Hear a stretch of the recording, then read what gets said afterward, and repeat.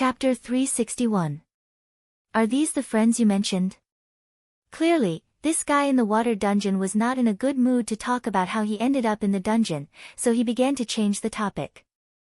Yes, let me introduce you. Brother Yu introduced his teammates one by one. Each and every one of them was so famous that any player would have to express their amazement.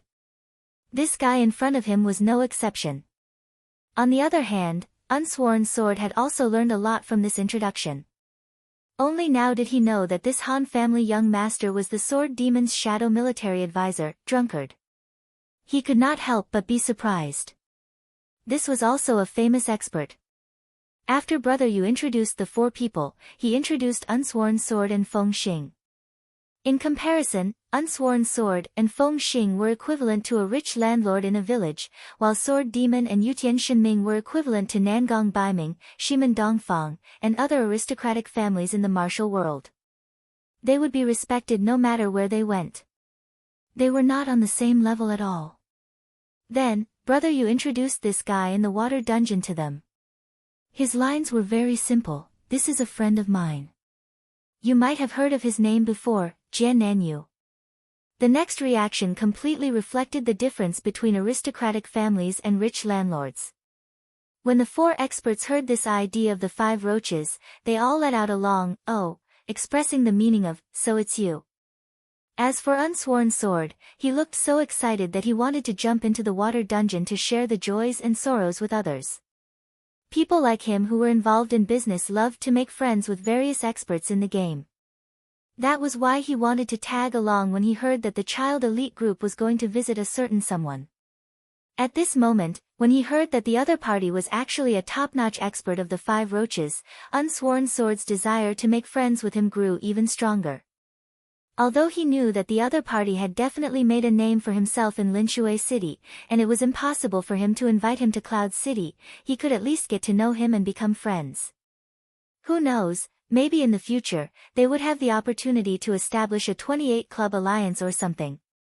Even if they didn't have any more opportunities to cooperate, he could still brag about it on the dinner table. He could say that he was very familiar with one of the 5 elites. Thinking up to this point, Unsworn Sword had already squatted down, stretching out his arm to shake the other party's hand. Jian Nanyu was a gentleman. Although he was uncomfortable in the water, he did not refuse. Instead, he reminded her in a gentlemanly manner, "Sorry, my hands are wet." "Let's do it." Unsworn Sword clenched his fists so tightly that he almost pulled Jian Nanyu up. "For today's trip, I'll have to ask for your help, brother." Unsworn Sword was truly generous. He had only just gotten to know each other, but he was already preparing to hand over the quest. This was also where Unsworn Sword understood the ways of the world. Now that he mentioned this in front of Brother Yu, it was unlikely that the other party would reject him. Moreover, Brother Yu and the others would inevitably speak up for him. If he waited until the party was over and he came looking for him alone, it was hard to say if the other party would help him. Jian Nanyu was initially quite puzzled as to why this person was so enthusiastic. Now that he saw that the other party was asking for his help, he understood. Thus, he did not ask further and immediately nodded, "Sure, sure." "Did someone steal your equipment?" "If you want to steal equipment, you'll have to hurry."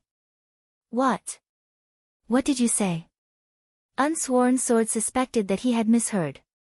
He felt that what Jian Nanyu had just said was completely different from what he had said.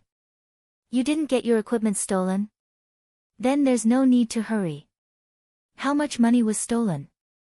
"If I have enough on me, I can give it to you now," said Jian Nanyu. Unsworn Sword was even more confused. He raised his head and looked at Brother Yu blankly. His hand that had been holding Jian Nanyu loosened a little. Brother Yu finally spoke up for Unsworn Sword. He frowned and asked Jian Nanyu, "What are you talking about?" Jian Nanyu was also stunned. He looked at Unsworn Sword again and said carefully, "You. Didn't you get robbed when you came on the boat?" "Robbed? No," said Unsworn Sword. Cough. "Forget about the conversation just now." Jian Nanyu coughed. However, the others had already understood. For example, Sword Demon frowned and asked, "What do you do?" I'm a professional player." Jian Nanyu raised his head and looked at Sword Demon. Sword Demon was a famous person. It was not difficult for players who paid attention to him to know his character. Jian Nanyu knew that this boss-level character, who had limitless glory in countless games, was a rare upright person compared to ordinary players.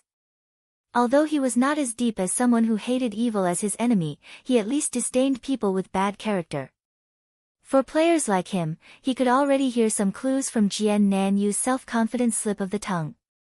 As a professional player, Jian Nanyu's profession was probably very improper. Speaking of which, this kind of behavior of killing people's equipment was not strange in the oldest online games. Today, the game had even developed to the point of professionalization, industrialization, and collectivization. This also proved the vigorous development and vitality of online games from a dark side. For most players, they would not pay too much attention to such characters as long as they did not drop their equipment. Some people would even strive to become friends with them to prevent them from dropping their equipment. Online games were never a place to breed righteous heroes. Even a rare upright person like Sword Demon, if he had not become a victim of such behavior in the parallel world, might not have been so indignant when he met such a character. Jian Nanyu and Sword Demon's gazes were already sparking. However, Brother Yu quickly came out to smooth things over. He put one hand on Sword Demon's shoulder and squeezed it. He laughed and said, "We are passing by on a quest. This brother is the guild leader of this quest. You're familiar with this place. He means that you might be able to provide some help in this aspect." In the introduction just now, Brother Yu only mentioned each person's name. He did not mention Sword Without Oath status. "Oh, so that's how it is." Jian Nanyu shifted his gaze away from the battle and looked at Sword Without Oath again. "That's easy. We'll contact each other after we get out. Just let me know if you need any help." Thank you. Unsworn Sword was a classic example of a person who, regardless of whether the other party was good or bad, could become friends as long as the other party did not get on his bad side. Now that Unsworn Sword was even willing to help him, it would not be impossible for them to become brothers. "By the way, didn't you say that you wanted to introduce a powerful person to me? These people shouldn't be him, right?" Brother Yu only mentioned the names of the 6 people he introduced. Han family young master briefly mentioned Drunkard to let him know who he was. With such an equal and concise introduction, it was obvious that they were not the special guest. Cough. Brother Yu let out a hollow laugh. "You might have met him before." Jian Nanyu was confused. "He's the video magician," Brother Yu confessed. "The guy that put me in jail." Jian Nanyu was very excited. The sound of water splashing was the proof. "I'm afraid so." Brother Yu glanced at his companions as he spoke. They clearly agreed with his judgment. "We're friends, forget it." Brother Yu had already started to help Gu Fei. Jian Nanyu actually responded in such a simple manner. The speed at which he calmed down was shocking. "Well, we'll be leaving first. We'll talk when you're out." "How many hours are you in jail?" Brother Yu asked. 4, Jian Nanyu replied. "All right, we'll be leaving first." Brother Yu prepared to lead everyone out.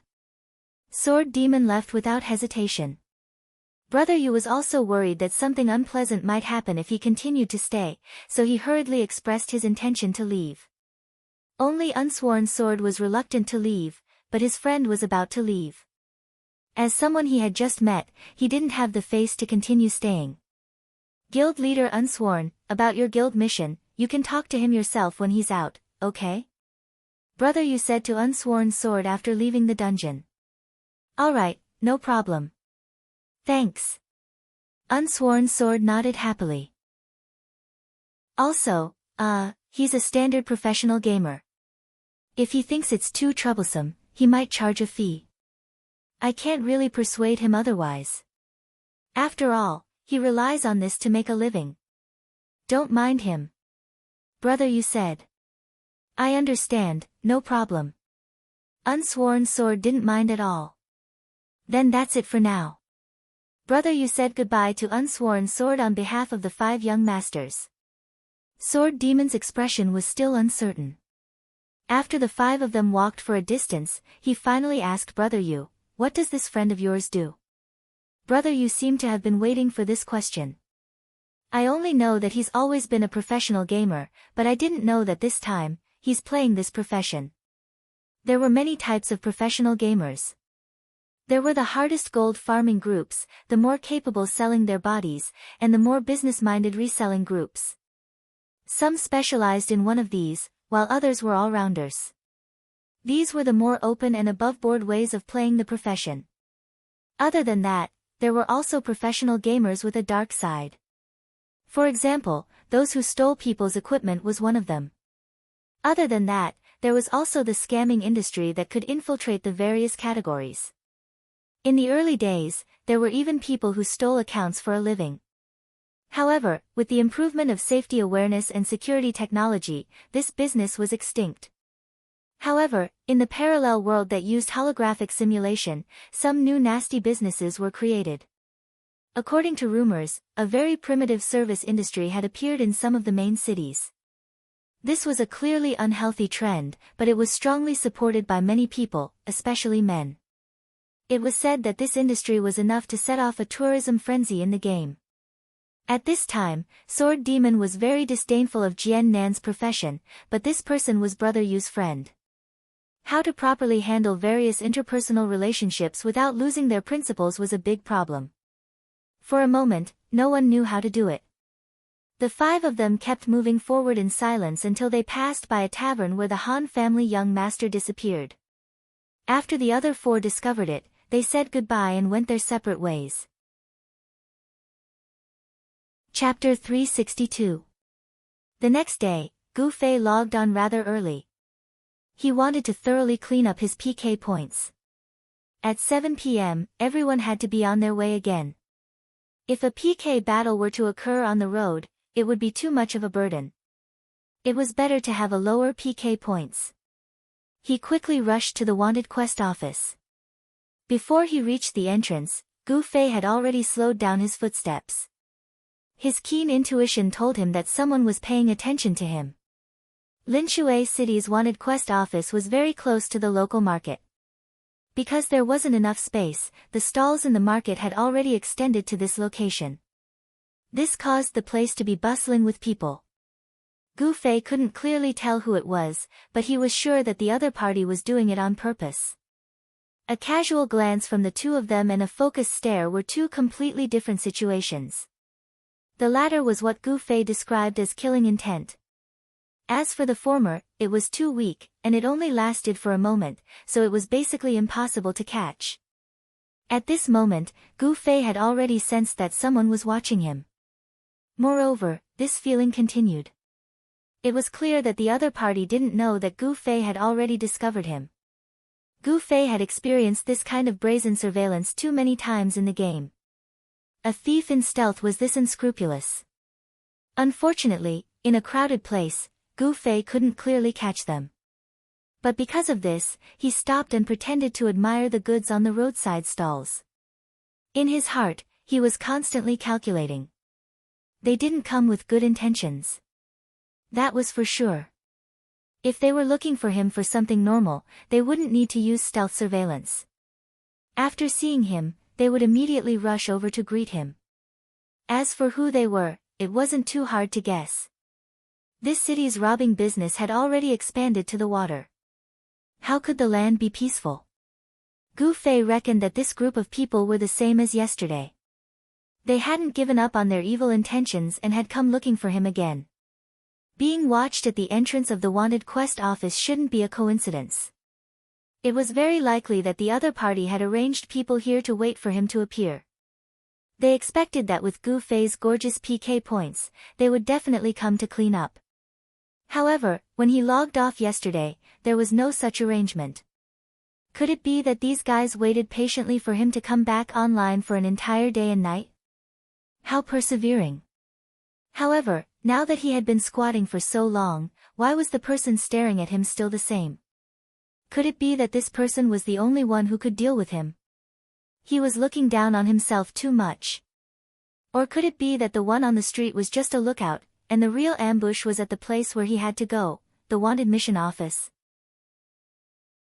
While Gu Fei was thinking, he turned around and glanced at the door of the wanted mission office. What a familiar door. Closed as usual. Gu Fei stared silently for a long time, but did not see anyone enter or leave. Gu Fei was familiar with this door. It was abnormal for so few players to enter and exit. This made him even more certain that there was something fishy going on. But as the saying goes, the skilled are bold. After confirming that the ambush was in this room, Gu Fei was mentally prepared and immediately walked towards the room. He wanted to see what other tricks these guys had up their sleeves. Arriving in front of the door, Gu Fei stretched out his hand and grabbed the door handle. This door had two doors on the left and right. Gu Fei stretched out his arm and only pushed open the left half of the door. His hand continued to hold onto the door handle, and he only took half a step in. His right hand held the sword horizontally across his body and formed a small sword sign. Whether it was slashing, stabbing, or casting spells in any direction, he could cast them at the fastest speed. It could be considered as a sword move that Gu Fei had created and was very suitable for the game. As soon as he took half a step in, Gu Fei could already feel the murderous aura, especially on the right side. There was no one there, but the murderous aura was the strongest. Of course, Gu Fei knew that it was a thief in stealth who was currently rushing towards him. But Gu Fei was already prepared for this. After his left foot planted firmly on the ground, his right foot that was still outside the room immediately pushed forward, and the door on the right was immediately pushed in. This door was very flexible, and the opening required at least 500 agility. The thief that was rushing over did not expect this, and with a bang, he was hit by the door, and could only cry out in pain. There was an ambush on the right side, so how could there not be one on the left side? Gu Fei's right foot hooked onto the door, and his left hand was not idle either. He stretched out his left arm, and the door went straight towards the wall. The guy on the other side probably saw that the door was open, and was about to circle around and attack. He did not expect that Gu Fei would open the door so excessively, directly opening it 180 degrees. After crying out in pain, he was also stuck to the wall along with the door.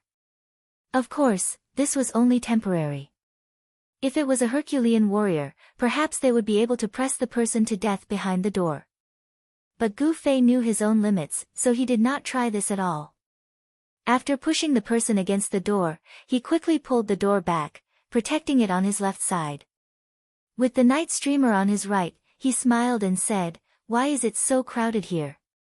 There were indeed quite a few people in the room, and they were all pretending to be queuing up to receive a quest.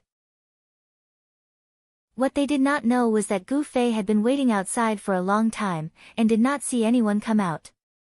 The system's quests weren't issued at the ticket window of the train station, and after so long, there was still a bunch of people queuing up. This was very telling. After Gu Fei finished speaking, the room became silent, and then with a squeak, the door on the right side closed on its own.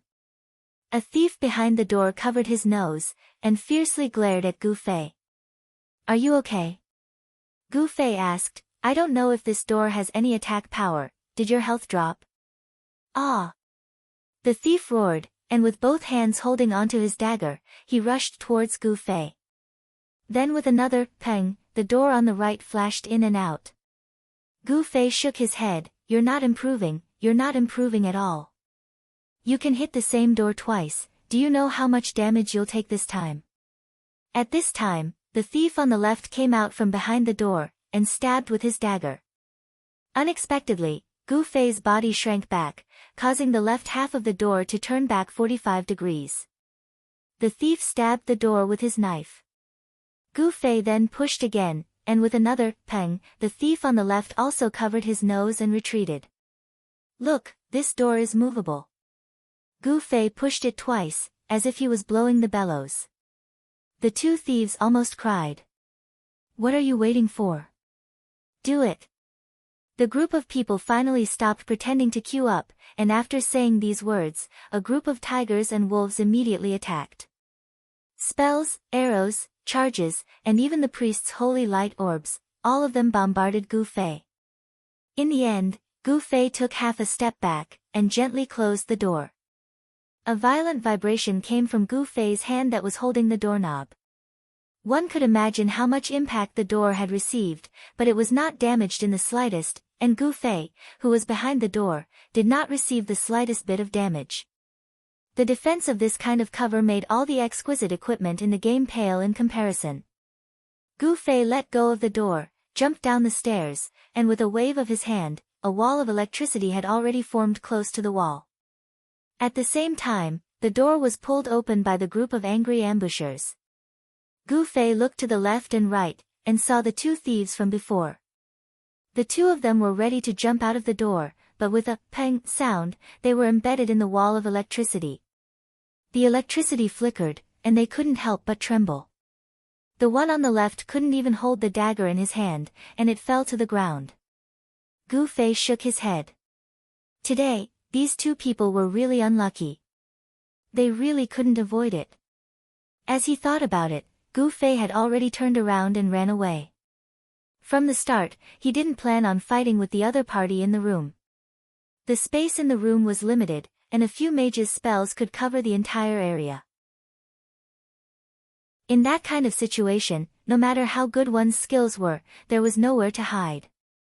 Gu Fei pushed the door open, thinking that if there was a suitable opportunity, he would accept a quest and run away. Although the two thieves on the left and right side of the door had been miserably played by Gu Fei, the other party's arrangements were very thorough. This could be seen from the positions of their people. Thus, Gu Fei didn't engage in too much entanglement. After a slight provocation, he swaggered off. When the time effect of the wall of electricity disappeared, Gu Fei had already turned a corner and disappeared. Since he couldn't do any wanted quests, Gu Fei immediately discovered that he didn't know what to do. Kill monsters to level up? It seemed like that was the only way. As Gu Fei thought about it, he pulled over a player beside him and asked about the location of Linshui City's level 50 leveling area. Level 50. That player looked at Gu Fei in astonishment, and at the same time, secretly used Identify on Gu Fei. At present, those who could fight monsters 10 levels higher than them were all very strong parties. Solo players could at most fight monsters 3 to 5 levels higher than them. This guy in front of him was alone, yet he opened his mouth and asked about level 50. What kind of concept was this? This person was very curious, but he didn't say anything. He only looked at the time and said, "The ship to the level 50 leveling area has probably already left. It will only arrive in an hour. You also need to take a ship to the leveling area." Gu Fei's mouth was wide open. Gu Fei's first question was such a basic question. This player had already guessed that he was from outside the city. At this moment, when these words came out of his mouth, he no longer had any doubts. He patiently said, "Can't you see that our Linshui city is surrounded by water? The leveling areas are all small islands on the surface of the water. At fixed times, there are ships at the pier that go to the leveling areas. So, if you want to level in Linshui city, you have to grasp the time." So troublesome.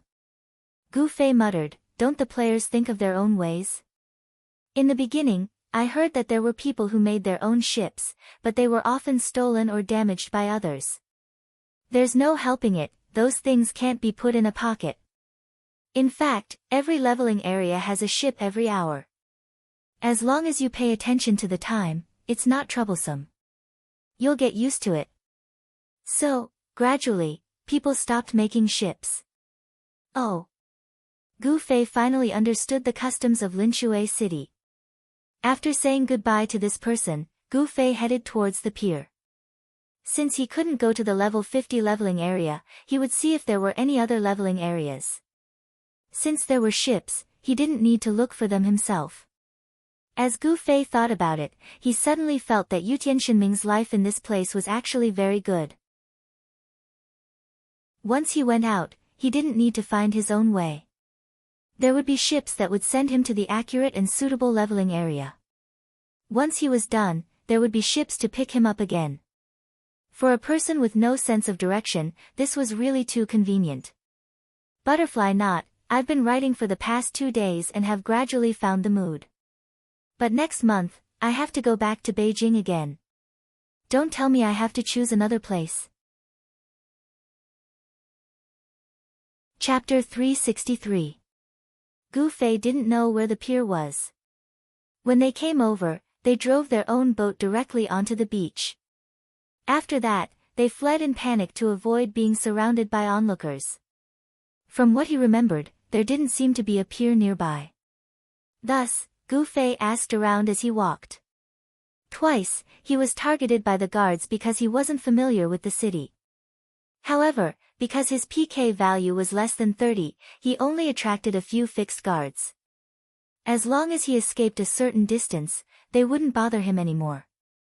For Gu Fei, who had teleportation, this wasn't difficult. Along the way, Gu Fei finally arrived at the official pier of Waterside City. The pier was very big and had several berths. Some had ships docked and players were boarding the ships. Some had no ships and no people. Some had no ships, but there were many players waiting, presumably because the ships were about to arrive. There were even some ships that had just left the shore. There were a few players who didn't make it to the ship and were jumping and cursing at the berths. However, this was what a pier should be like.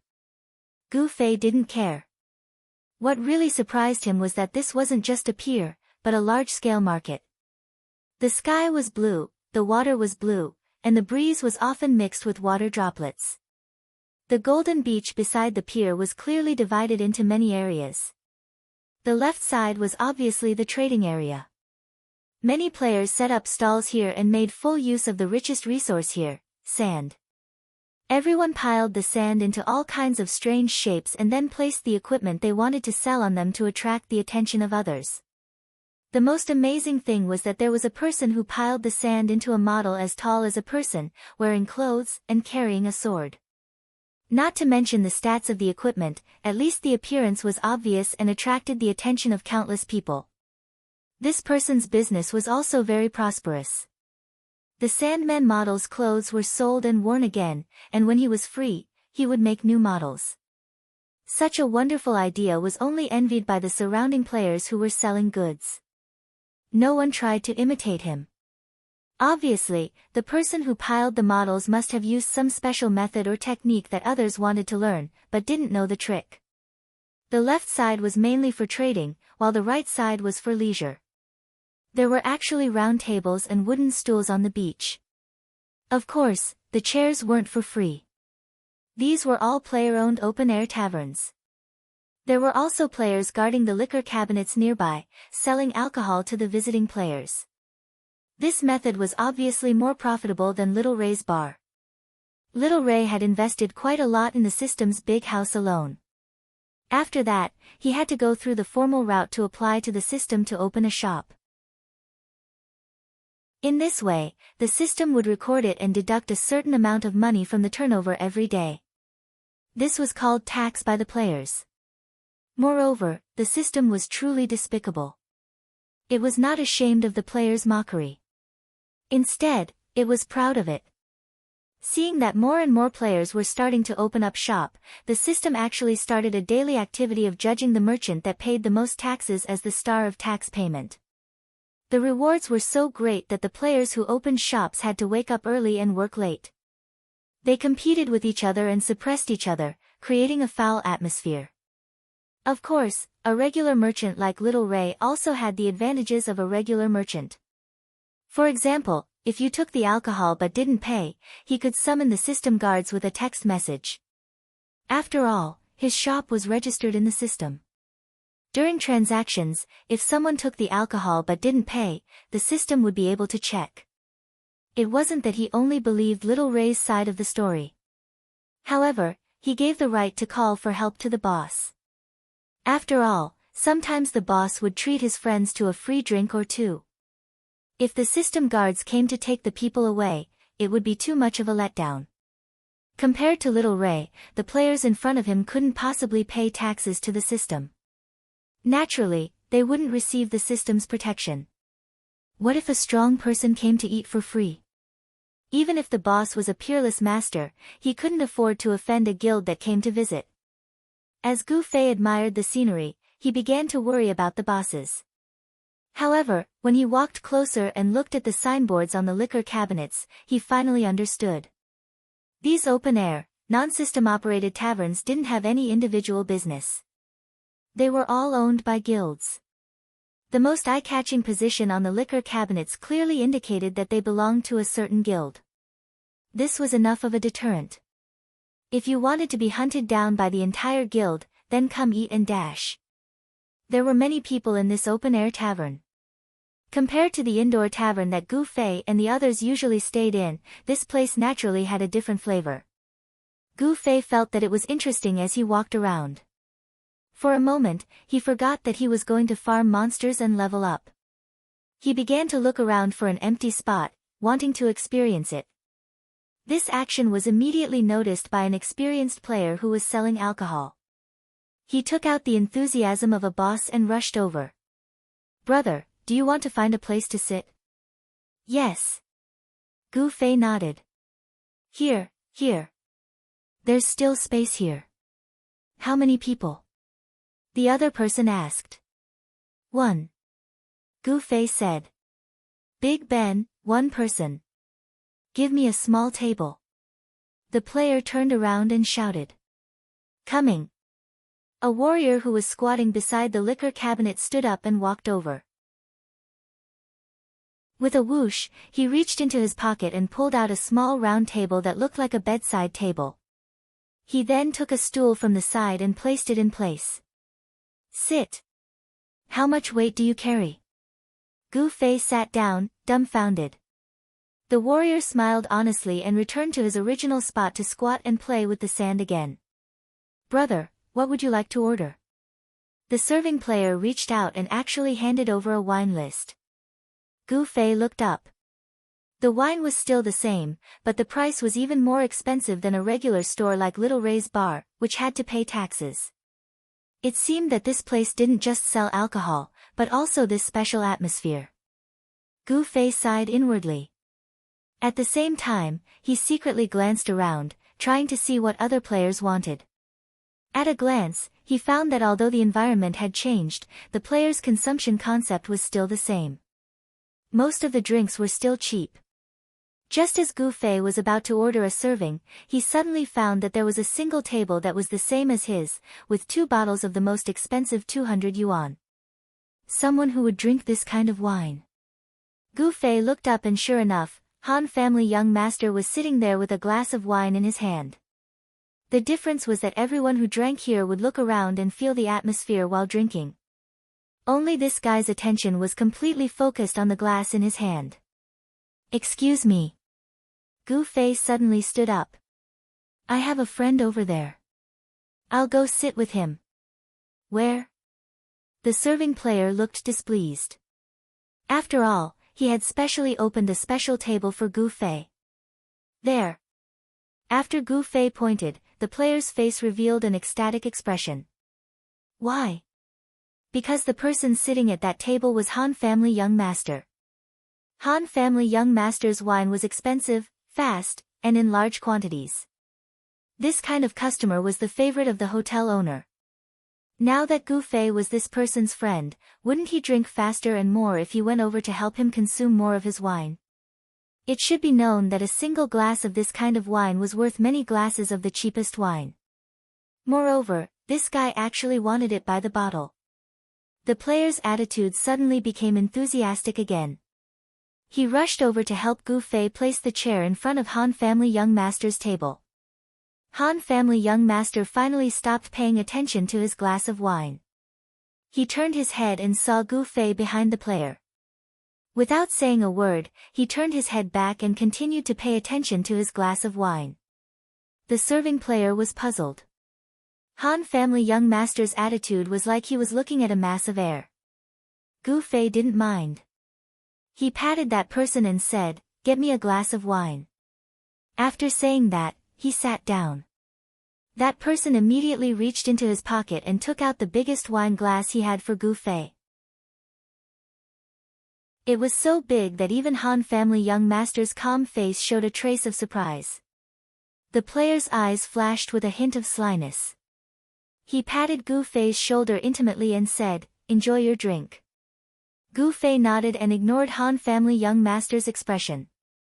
He took the wine bottle and poured a full glass of wine. The glass was indeed big. After one glass, half of the bottle was gone. Gu Fei held the glass and felt very satisfied. Before he could take a sip, someone flashed to Gu Fei's side and lowered his head to ask, "Brother, do you want some roasted fish?" Roasted fish? Gu Fei was surprised. That person turned around and pointed. Gu Fei looked over and saw that in an awkward part of the beach, there were piles of bonfires on the ground. Smoke curled up from the chimneys. Many players were squatting in front of the bonfires with sticks in their hands. Most of the sticks were pierced with fish. As they roasted the fish, they looked at the wine stall to see if there were any new customers. A few of them looked regretful that Gu Fei had been robbed first. Chef Proficiency 2700. I guarantee you will be satisfied. The player continued to recommend himself. How much? One fish or a skewer? Gu Fei asked. One fish is a skewer. The player replied, but we all call it a stick. All the fish are the same size? Gu Fei suddenly became curious and gossipy. They are all farmed by the system. I guarantee that they are the same size. The player replied confidently. How much? 5 gold coins. That's quite expensive. Gu Fei was speechless. As a matter of fact, Cloud City hadn't developed its food industry yet. The other main cities were just passing by. Even if there were, they wouldn't know about it. Therefore, Gu Fei didn't understand the market. That's the price. The player said. Then let's try 2 sticks first. Gu Fei said. Okay. That person quickly nodded and ran away as fast as he could. Not long after, he returned with 2 sticks in his hands. There were 2 fish pierced on the sticks. To be honest, it was very crude. However, there was a sense of wildness in it. Gu Fei looked at the fish and felt that it was very tempting. After paying the gold coins, Gu Fei took the fish and 1 stick and handed it to the Han family young master. The Han family young master was raising his wine glass and slowly shook his head. Try it. Gu Fei had already tasted it and felt that it was very good. He strongly recommended it. I have eaten 6 sticks. The Han family young master said as he tapped the ground with his feet. Gu Fei looked down and saw the sticks on the ground. He was shocked and said, "You can eat and drink. Are you a good-for-nothing?" The Han family young master's expression turned cold. He coldly reminded, "The wine you drank is mine." Yes. Gu Fei quickly nodded and drank a mouthful. At this moment, a shout suddenly came, "Look, it's that guy." Chapter 364. Gu Fei held a stick of fish in his left hand and a glass of wine in his right. When he heard the shout, he turned his head and looked over. At the same time, he gulped down the wine and chewed the fish. He looked much better than the Han family young master. The Han family young master also turned his head and looked at the source of the shout. He glanced at the group of people and looked back at Gu Fei. Are they looking for you? Probably. Gu Fei mumbled without opening his mouth. He rubbed a fish bone between his lips and put down the wine glass with his right hand. Then, he didn't take the wine glass. Instead, he took out the night streamer. There weren't many people here. There were only 6 of them. Therefore, Gu Fei didn't care about his safety at all. He was only concerned about his PK points being 29. He didn't want to get involved. Therefore, he wanted this group of people to retreat in the face of difficulties. This was more troublesome than killing them instantly. The 6 people walked over quickly. As Gu Fei ate the fish, he was ready to fight. He didn't have any intention of being careless. Unexpectedly, when the 6 people were halfway through, the 2 players who were moving the tables walked up to them. "Do you know the rules?" "Of course we do." One of the 6 people smiled. "But we're just walking around and not fighting. I don't think we're breaking any rules, right?" Hearing this, the 2 players hesitated for a moment before moving aside. However, they still stared at the 6 people. As expected, the 6 people walked toward Gu Fei. Many players around them noticed the 6 people's overbearing aura and looked over. Gu Fei and the Han family young master heard the conversation between the 6 people and the 2 people. There seemed to be a tacit understanding between them. As 2 outsiders, they naturally didn't know what was going on. However, there was no need to make wild guesses. Gu Fei moved closer to the 2 players sitting next to each other and asked, "Brother, what kind of rules were they talking about?" The 2 players were quite surprised. At a time like this person wasn't hurrying to escape, but was still inquiring about the inside of this place. However, even though they were surprised, they still explained it to Gu Fei. The answer was similar to what Gu Fei and the Han family young master had guessed. It was because this place was opened by a guild. In layman's terms, it was protected by the guild. Even those who tried to dine and dash would not be tolerated, let alone a fight that affected the business. "So, if I sit here and don't leave, they won't make a move, right?" Gu Fei asked. This should be it. When the 2 of them heard that Gu Fei seemed to have such a plan, they were even more surprised. Even if this place could be regarded as a PK safe zone, it wasn't a safe zone for going offline. "How long are you going to sit there?" When Gu Fei received the answer, he felt relieved. He turned around and put away the Night Streak sword. He picked up his wine glass and said to the Han family young master, "It's fine, it's fine. They have people up there." After saying that, he ate a mouthful of fish, drank a mouthful of wine, and continued to enjoy himself. The Han family young master only raised his eyebrows. He didn't say anything and continued to drink his wine. In the blink of an eye, the 6 players arrived in front of the 2 players' table. Originally, they had planned to aggressively charge over with a clear goal in mind. Gu Fei would definitely turn tail and run. Then, they would have to chase after him. Once he was out of the area protected by the guild, they would be able to do whatever they wanted. Who would have thought that Gu Fei would be completely indifferent? This caused the 6 players to be at a loss. They couldn't just stand in front of the 2 players' table and not make a move. What made them even more annoyed was that the 2 players at the table completely ignored the 6 of them. Those who were drinking drank and those who were eating fish ate fish. From time to time, they would raise their heads to look at the glaring sunlight in the sky. In any case, they couldn't see the 6 players. "Hey, brother, if there's nothing else, can you move aside?" One of them couldn't hold it in and spoke to the Han family young master. His intention was to clear the area and create some pressure for Gu Fei. "I'm busy." The Han family young master didn't move from his seat. His words made the other party swallow his words. Although the 6 of them were furious, they couldn't do anything to the Han family young master. Truth be told, the Han family young master and Gu Fei were sitting at the same table. However, they couldn't tell if the 2 of them knew each other. The 2 of them didn't seem to be communicating with each other at all. They were completely minding their own business. Therefore, the 6 of them could only focus on Gu Fei. They stared at him and said, "Hey, let's talk somewhere else." Gu Fei had already finished his fish stick, but he still had 1 stick left. He raised his fish stick and looked at the 6 of them. What is there to talk about?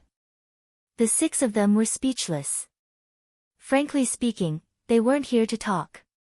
They were here to fight. However, why was the person they met so untactful today? Moreover, they couldn't use force to solve the problem in this place. Otherwise, there would be endless trouble. The 6 of them weren't good with words. Their usual greetings were cut short. Since they couldn't fight, they didn't know what to say. Call for help. This guy is acting shamelessly. It's not good for us to fight. Since he likes to drag it out, let him drag it out.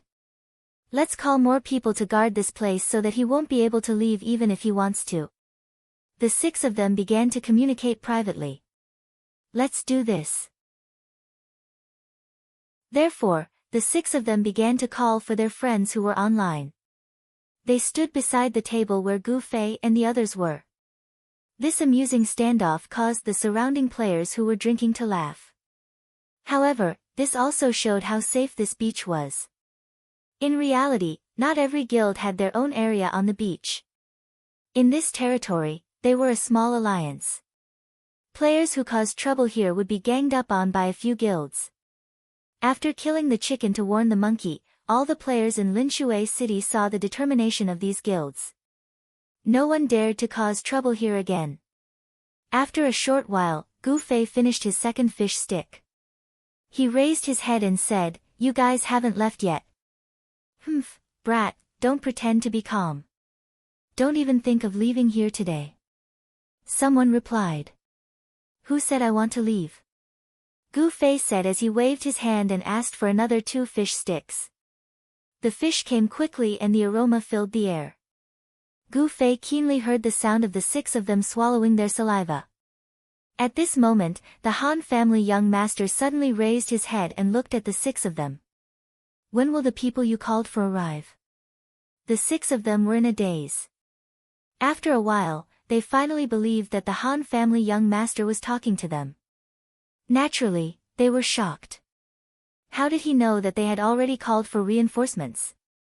However, they didn't know that their reactions made the Han family young master even more confident in his deduction. The 6 of them stood there stupidly. They didn't say anything and didn't leave. From time to time, their faces would reveal expressions of confidence. He guessed that they had called for reinforcements in order to prevent Gu Fei from escaping. Therefore, he gave them a simple test. The expressions of the 6 of them immediately betrayed them. "Tell your people to hurry up. Otherwise, it won't be fun anymore." Han family young master continued. The 6 of them were already dumbfounded. Was the other party deliberately mystifying things, or did he really have a big move? The 6 of them hoped to find some clues from the 2's expressions. In the end, they only saw one of them focused on drinking while the other focused on eating fish. From this simple conversation, they could only come to one conclusion: the Han family young master and Gu Fei were friends. "This person isn't from our Linshui city, right?" The 6 of them began to discuss in private. "I don't think so. I've never seen such a person before." Someone replied. "I've never seen him before either." The remaining people expressed their opinions one after another. "Moreover, I've never heard of him before." Someone added. Of course, the Han family young master belonged to the category of people who had an unforgettable memory. Moreover, it was very special. This kind of person, as long as any gossipy person had seen him before, it would quickly spread throughout the entire city. Cloud City was like this. There was a male priest who looked like this. "TSK, have you seen him before?"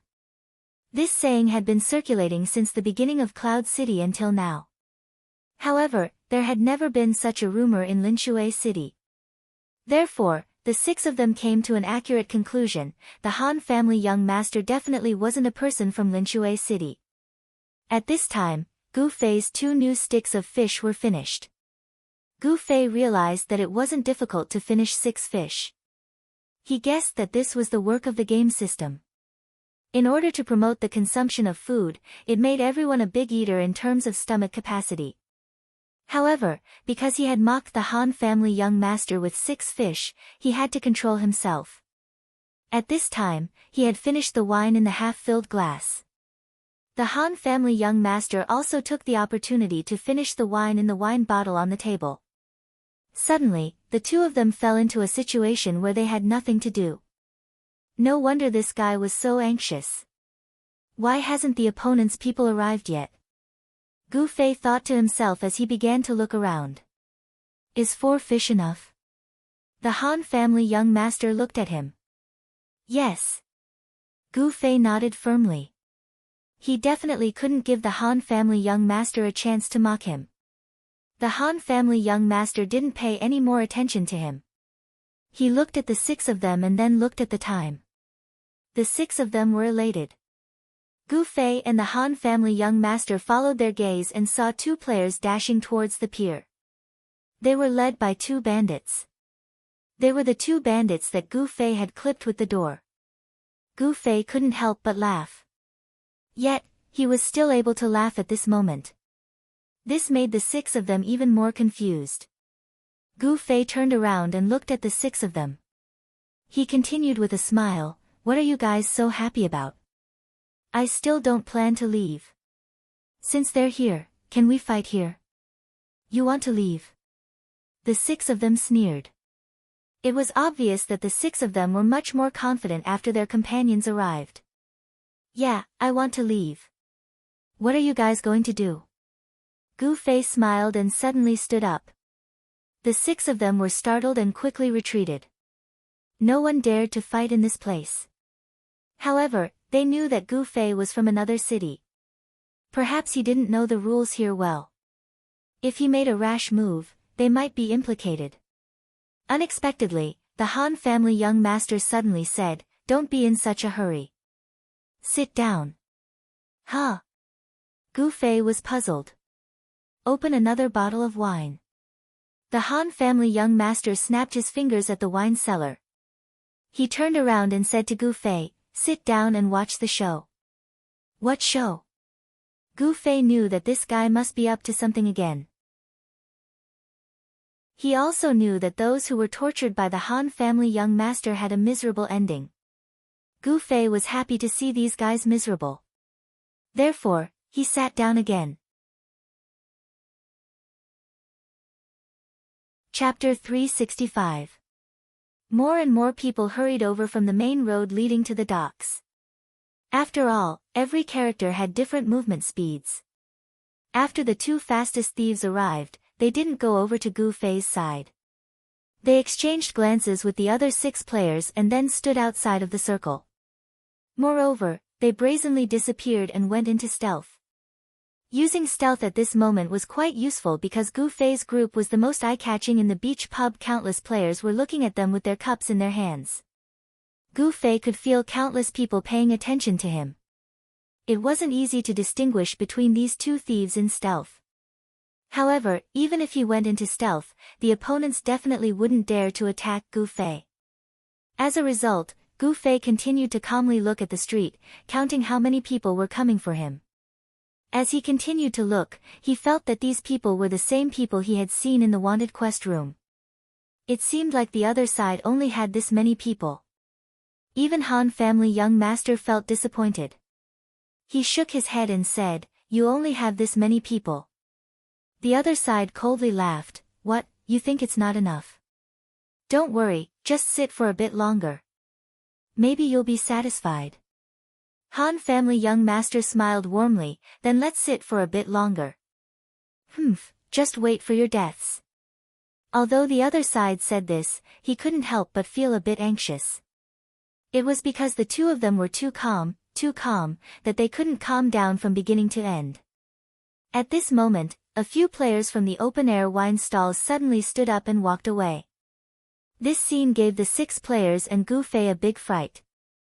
Gu Fei thought that the other side had secretly gathered so many people and was prepared to ignore the rules and force their way in.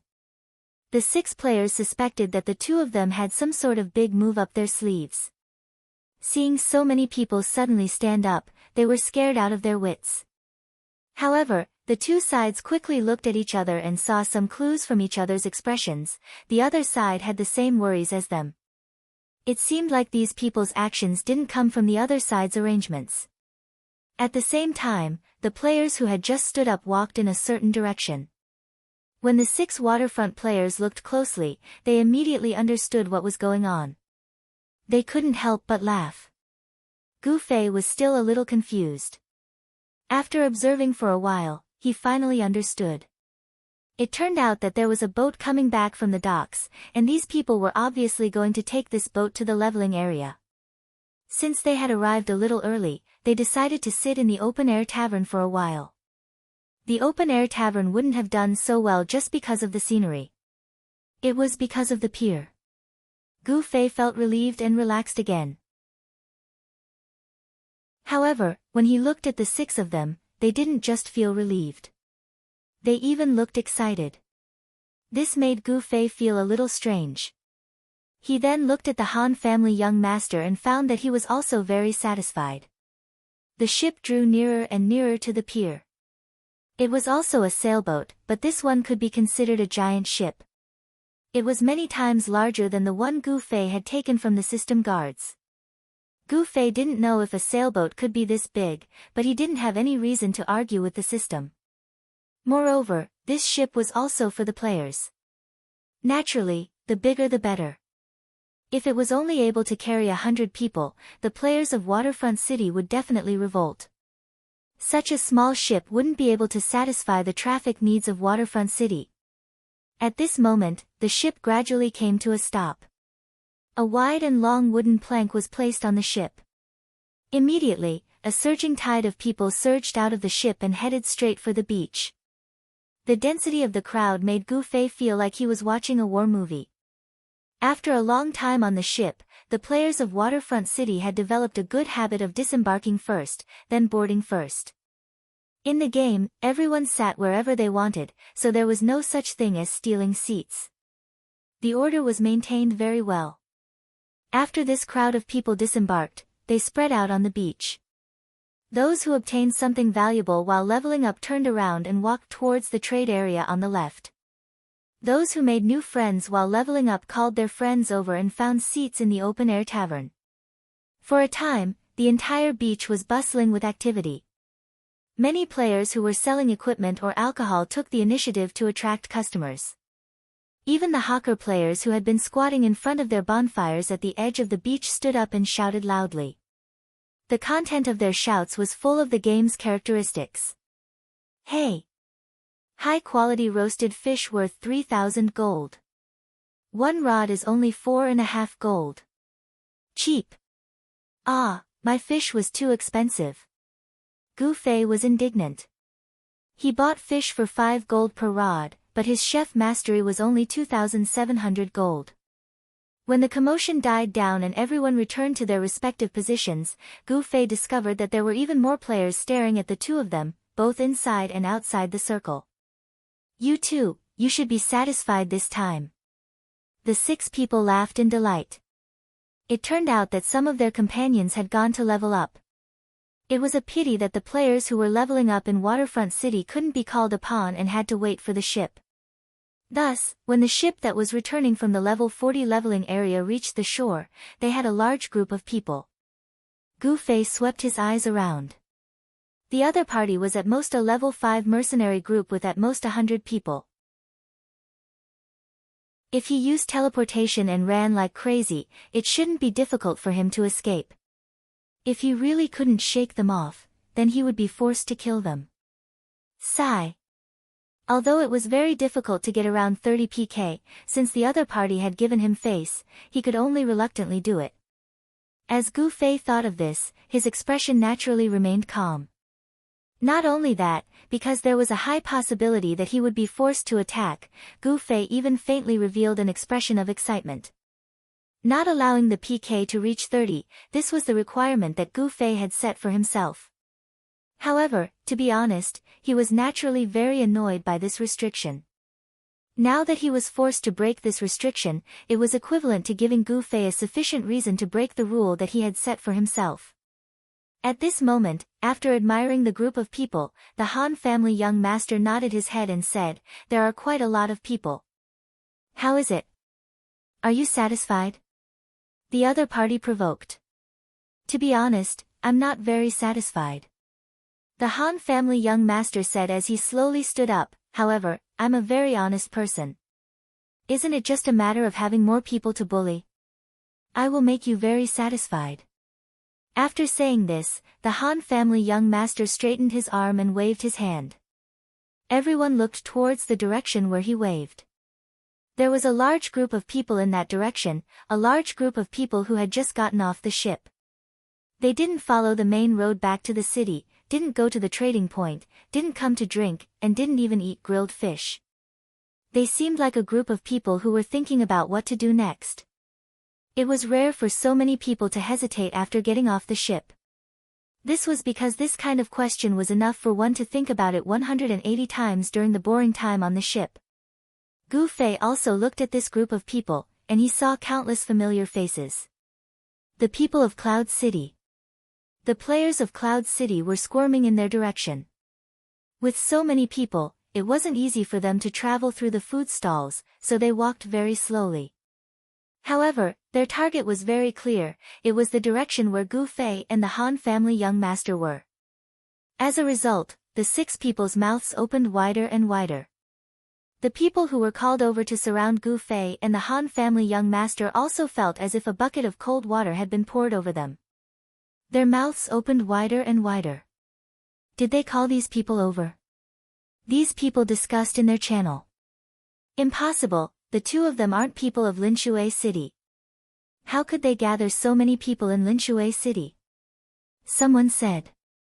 Looking at the slowly approaching group of people, no matter what, they should be from a rank 5 guild.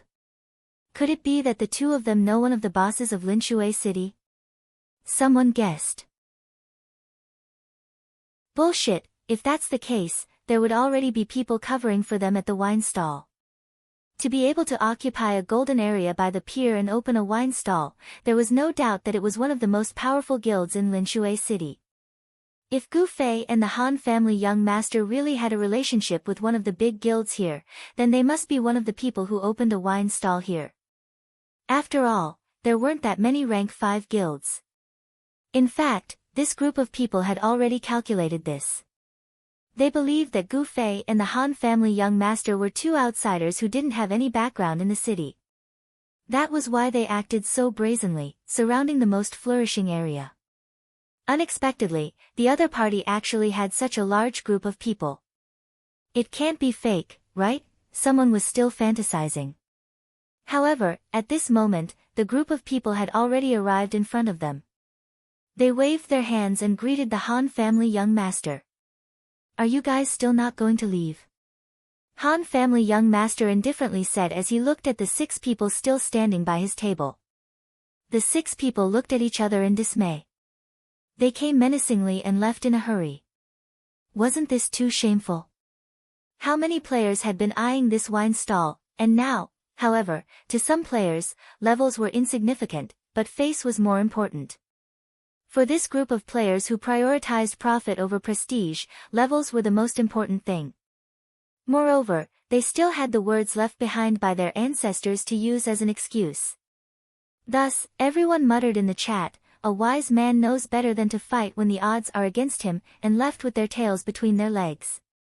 Subduing the enemy without fighting, that's the highest level, do you see? Han family young master said to Gu Fei.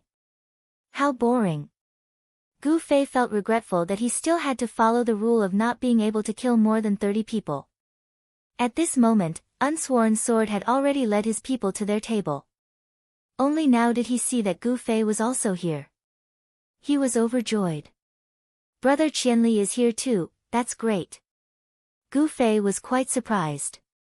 Recently, he had been communicating with the system guards and hadn't had a direct conversation with this boss in a long time. Why was he suddenly so enthusiastic towards him? When did this person succumb to the Han family's young master without a fight?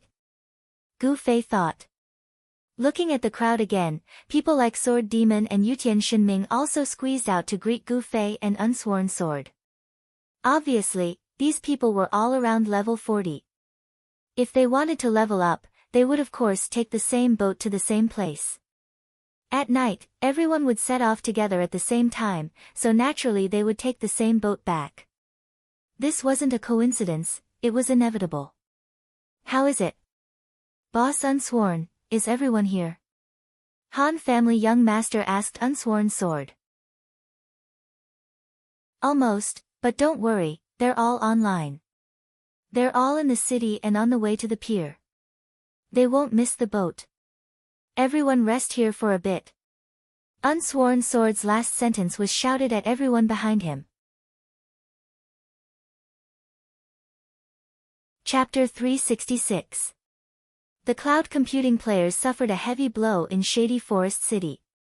Although the players of Unhindered couldn't start over after dying, the players of the mercenary groups had to come back after dying.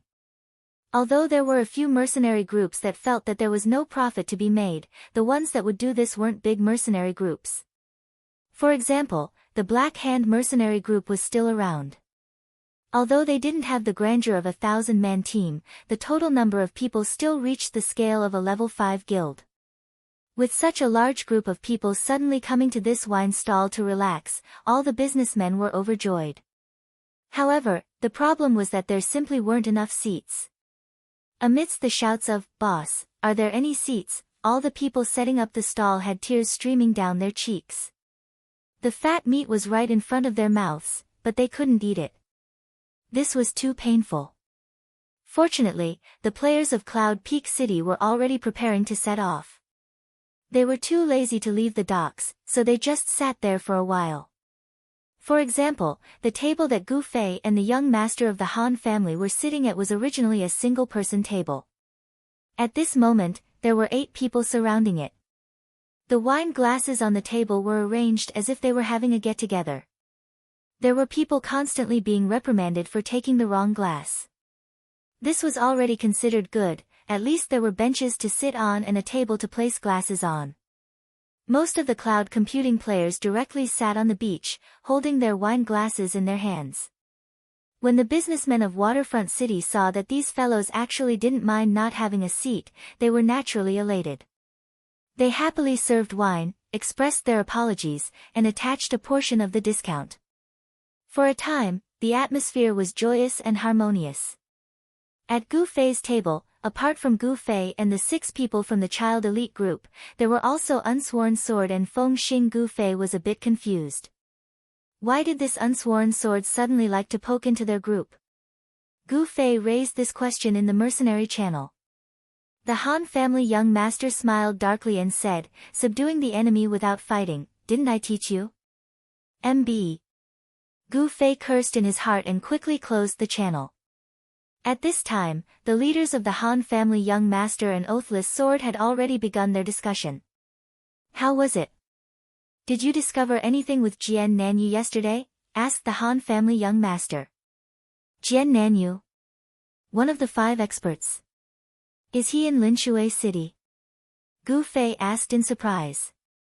Everyone looked at him strangely. "You know each other?" Gu Fei continued to ask.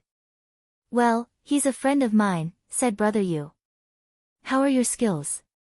Gu Fei asked Brother Yu. "Well, I'm no match for you," said Brother Yu. "How would you know if you haven't tried?" Gu Fei's eyes shone. "I tried." Brother Yu nodded and said, "Didn't you do a wanted mission last night?" He was the one who cooperated with the guards to clean up the mess. Gu Fei was in a daze. Of course, he wouldn't forget such a person so quickly. It was just that it was such a coincidence that he was surprised. On the other side, the Han family young master no longer paid attention to him and continued to ask Oathless Sword the same question. Oathless Sword was extremely excited as he said, "Brother Han, this time, it's all thanks to you for suggesting to meet this big shot. Last night, after Jian Nanyu came out, I immediately contacted him. Then, he brought me to the wanted mission office to ask around. Sure enough. Fucking system, there's another 2-way mission in Linshui City. However, we were lucky this time. The one who took the mission was a small rank 3 guild. Afterwards, Jian Nanyu brought me along to pay a visit. In order to save face, the other party directly gave up on the mission. Ha ha ha, we're too lucky. If that's the case, then there won't be another mission like this, right?" asked Brother Yu. "No, after that brother gave up on the mission, I immediately went to take a look at the mission office. It didn't appear again. Afterwards, I even took turns to keep an eye on it with a few brothers. It definitely didn't appear again. Oathless Sword said with satisfaction. So, this Linshui city trial was passed so easily. Everyone felt that it was somewhat inconceivable.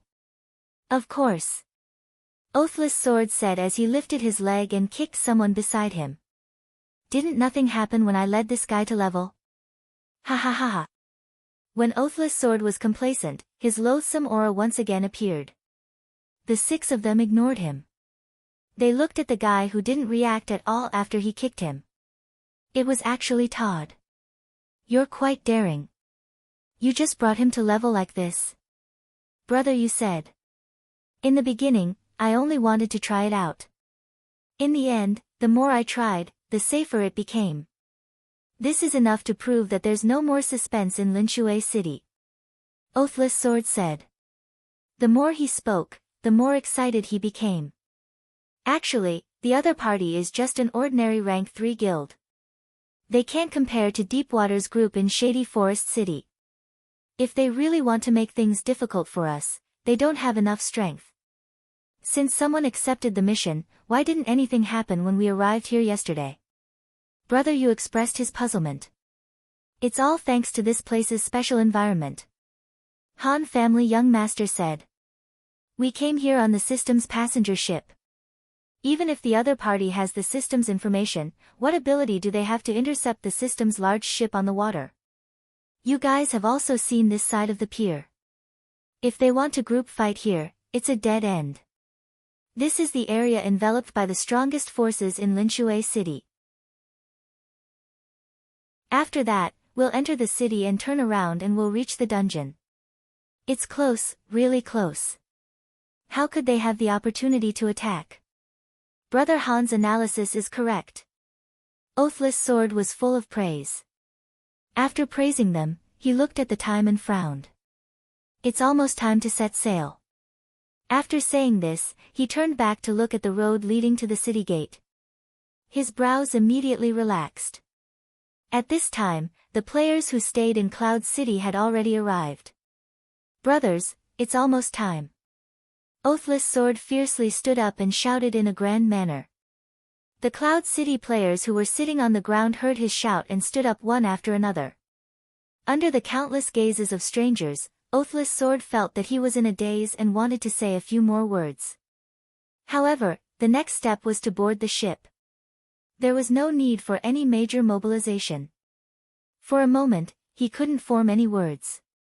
In the end, he only shouted, "Everyone, prepare to board the ship." Everyone raised their cups and drank it in one gulp. Then, they turned around and walked towards the pier. As for which pier they should go to, they had already investigated and informed everyone. We're leaving just like that. It's not even 7:00 yet. Gu Fei said. There's no other way. This place is special. The ship doesn't wait for people. Brother Yu patted him. This ship was carrying players out of Linshui City. It had long since docked at the pier. There didn't seem to be any passengers on board. This wasn't strange. Players rarely move between the main cities of the parallel world. Therefore, the business of this giant ferry couldn't be compared to the business of the leveling area. The players lined up and paid the fee to the NPC at the pier before boarding the ship one after another. When Gu Fei boarded the ship, he scanned the observation deck and the cockpit. He discovered that the NPCs were directly in charge of the ship. It was unknown how many times the players of Cloud City had boarded the ship. They seemed to be very familiar with the route. After boarding the ship, they immediately formed their own groups and divided their territories. Some drank, some chatted, some played cards, and some even brought back grilled fish. This was Gu Fei's first time. Thinking about Shi Xiaotian and Boundless Mang, who traveled with him yesterday, it should also be their first time. He subconsciously searched the crowd, but to no avail. There were simply too many people. It wasn't easy to find the 2 players. The only thing Gu Fei could confirm was that the 2 players were online, so they should be on the ship. After looking around, Gu Fei still didn't see anything. He was too lazy to send any messages to ask, so he found a place to sit down. After everyone boarded the ship, it stopped for another 10 minutes. The ship began to slowly leave the shore. Gu Fei heard Unsworn Sword bragging again. "Ha, how was it?" "I calculated it perfectly. I didn't waste anyone's time, right?" The target of Unsworn Sword's bragging was his favorite mercenary group leader, Gu Xiaoshang. "Can't you be quiet?" Gu Xiaoshang said as he turned his head to the side. Unsworn Sword immediately quieted down. In an instant, he had turned from a powerful guild leader to a lackey among the masses. Gu Fei couldn't help but laugh. At this moment, on the golden beach of Waterside City, a person with a shield on his back and a long sword at his waist stood with his arms crossed in front of his chest. He quietly watched as the ship slowly left the dock.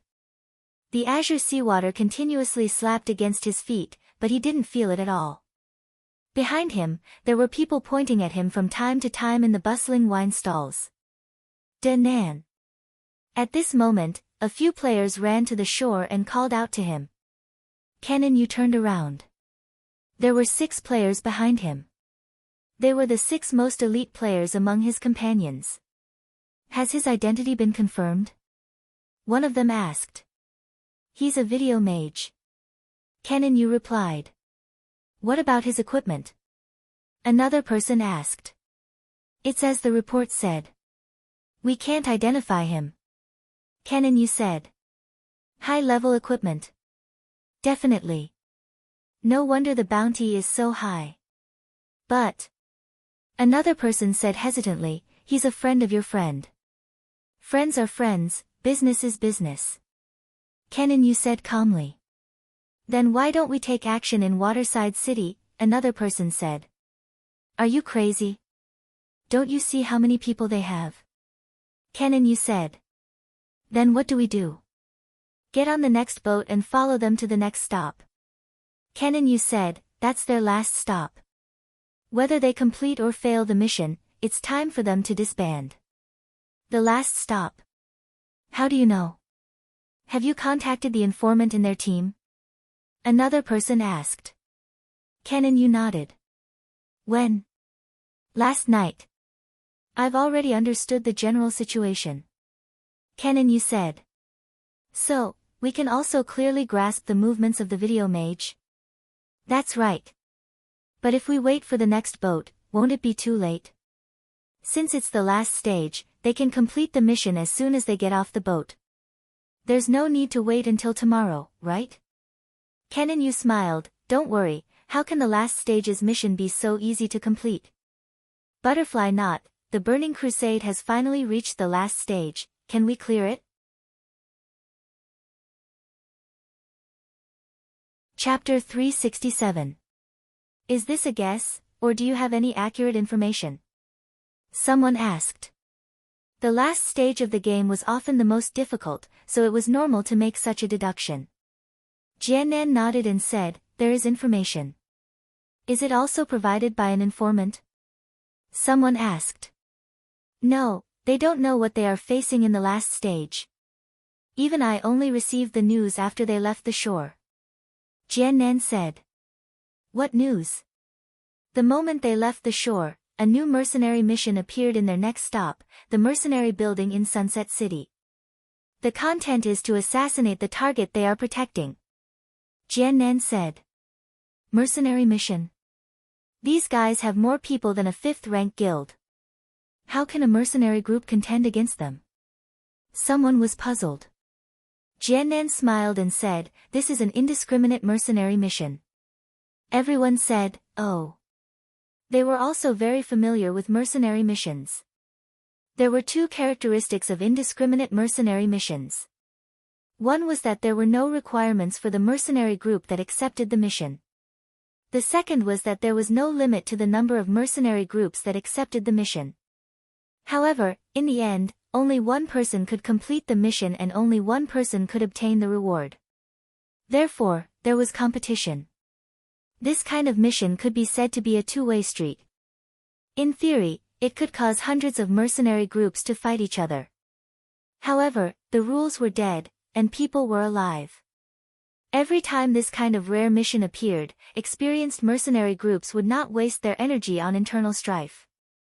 Generally, there would be a few relatively strong mercenary groups forming an alliance to take the lead in the competition. After completing the mission, they would divide the reward. This kind of mission had extremely high rewards. Moreover, the rewards of mercenary missions had always been transparent. When receiving the mission, one would know what the reward was, so there was no need to worry about the mercenary group that completed the mission. Even so, I don't know how many mercenary groups will join hands and whether they can form such a large army. There were still people who were worried. Don't forget about Sunset City's 100 Battles mercenary group. Jian Nan said. The 100 Realms mercenary group. Someone had already begun to suck in a breath of cold air. Although this 100 Battles mercenary group's fame had not yet spread throughout the parallel world, as a neighbor of Sunset City, they had heard of it. Of course, he didn't know much about the details. He only knew that this mercenary group was extremely powerful. It was said that this group of people were really good at fighting. Some said they were a bunch of hooligans, some said they were a group of martial arts dojos, and some said they were retired soldiers and so on.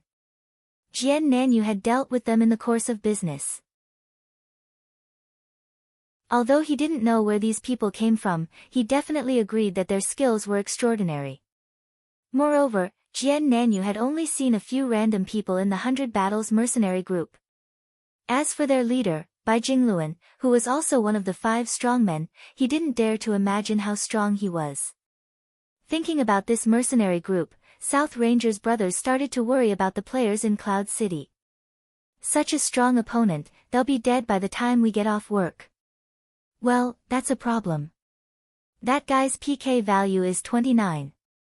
Once he dies, he'll probably die on the spot. There's no point in us looking for him. South Sword said. Let's not wait for the ship to get off work. Let's hurry up and find a ship. We're already so far away, they shouldn't be able to see us. One person looked at the giant ship that was gradually blurring in the mist. Okay. Hurry and call a ship. After Jian Nanyu said this, they hurriedly left the beach. They could take a player-made boat, but they didn't have to come to this dock. Not long after they left, the ferry from the direction of Forest Shade City docked at the dock, and a group of people got off the boat.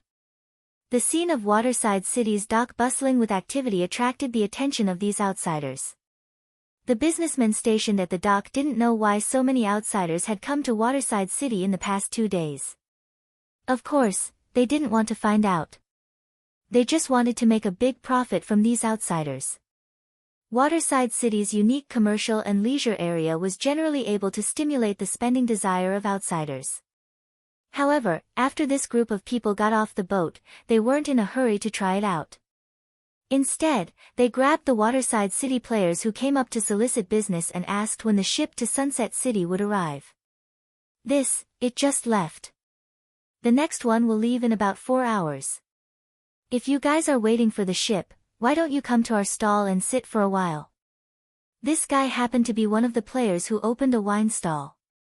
After the other party asked about the situation of the ship, he lost no time in soliciting business. Is there any other way? The other party's leader asked. Occasionally, some people will use their own boats to do the ferry business. However, there are so many of you here, I'm afraid this method won't work. As this guy spoke, he counted the number of people in the other party. At a glance, he was secretly amazed. This group of people could be said to be almost entirely archers, with only a few thieves and mages sprinkled in. This kind of team was really unusual. Can we only wait here for 4 hours? The other party's leader muttered. Why don't we sit here for a while? Depth of water. Someone in the same group suggested. Many people were already eager to try the style of this beach. Depth of water. The eyes of the players who listened to the other party couldn't help but light up. This guy who led a team of archers, with a face full of dust, was one of the 5 roaches, the number 1 archer in the parallel world, depth of water. However, all of this was already in the past.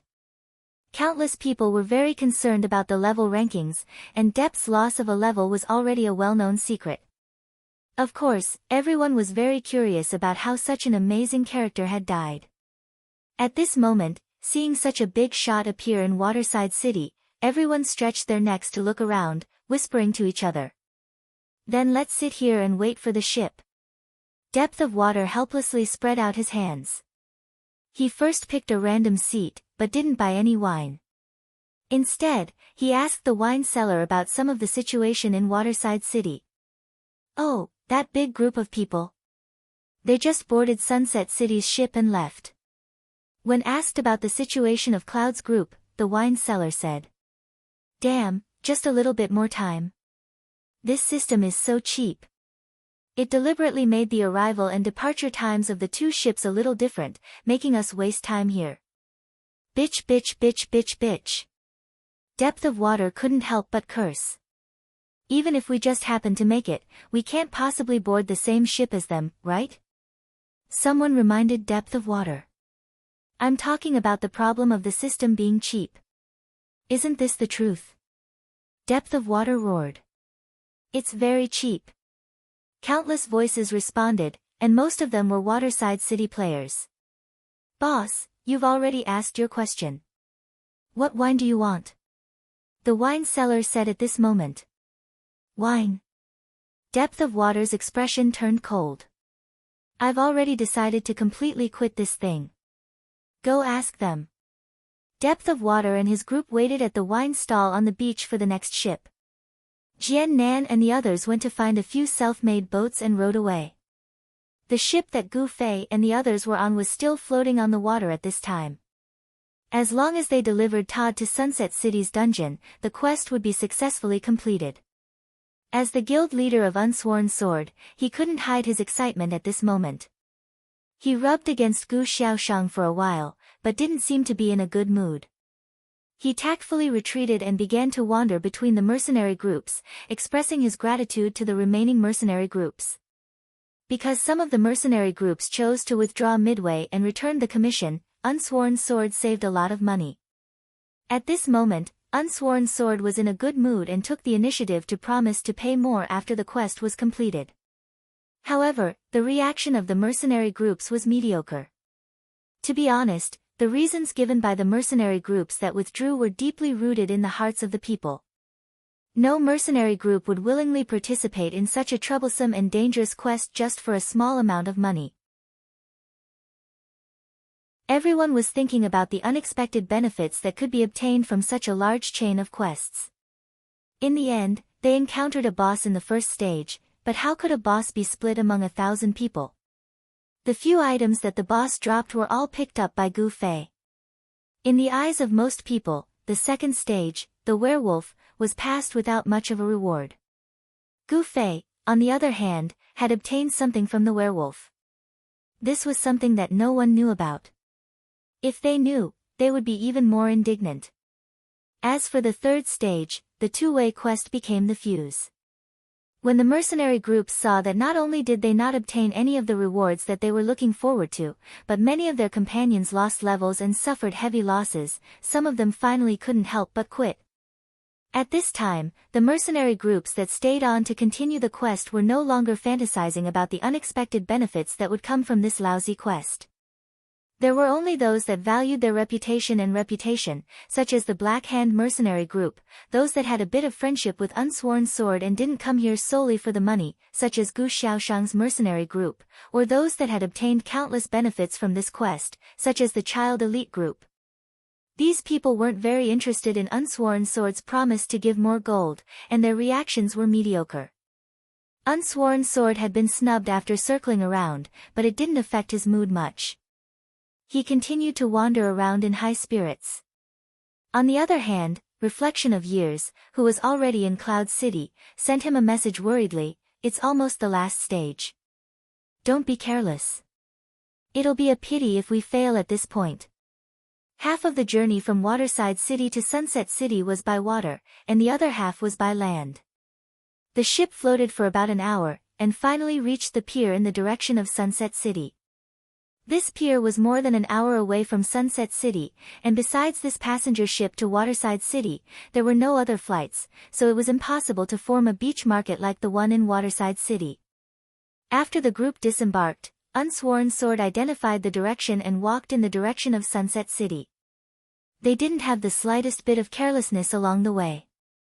Not long after, someone had already noticed that someone was following them. It's the players. Unsworn Sword, who received this news, felt very comforted. He was originally worried that the last stage would be some kind of NPC big boss, and if it was a super OP, they might not be able to handle it. But now that he knew that the players were moving in secret, it seemed like it was another two-way quest like the previous two stages. The stage in Shady Forest City was only because the special environment created a group of special jungle killers, which made the players in Cloud City suffer a great loss. If it was just a direct confrontation between guilds under normal circumstances, the players in Cloud City were more than level 5 guilds. Now that it was the last stage, there was no need to worry about the lack of support. So after estimating that it was another two-way quest, Unsworn Sword was very calm.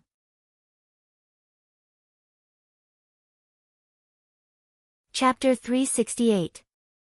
There were only a few players who had the same mentality as Unsworn Sword.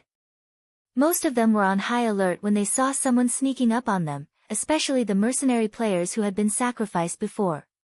There was no longer any suspense as to what the reward of this quest would be. It would be the bounty that Unsworn Sword would give. They were already unhappy that they had to sacrifice a level for that bounty, and it was absolutely intolerable that they had to sacrifice another level. These players, with their own selfish motives, erupted with an incomparable fighting spirit. Boss Unsworn, let's do it. We've been too passive before, and now that we've come to this point, it's time for us to take the initiative. It's better to kill the wrong person than to have any suspense. Who cares what these people's motives are, let's kill them first. Oathless Sword had never been a kind-hearted person.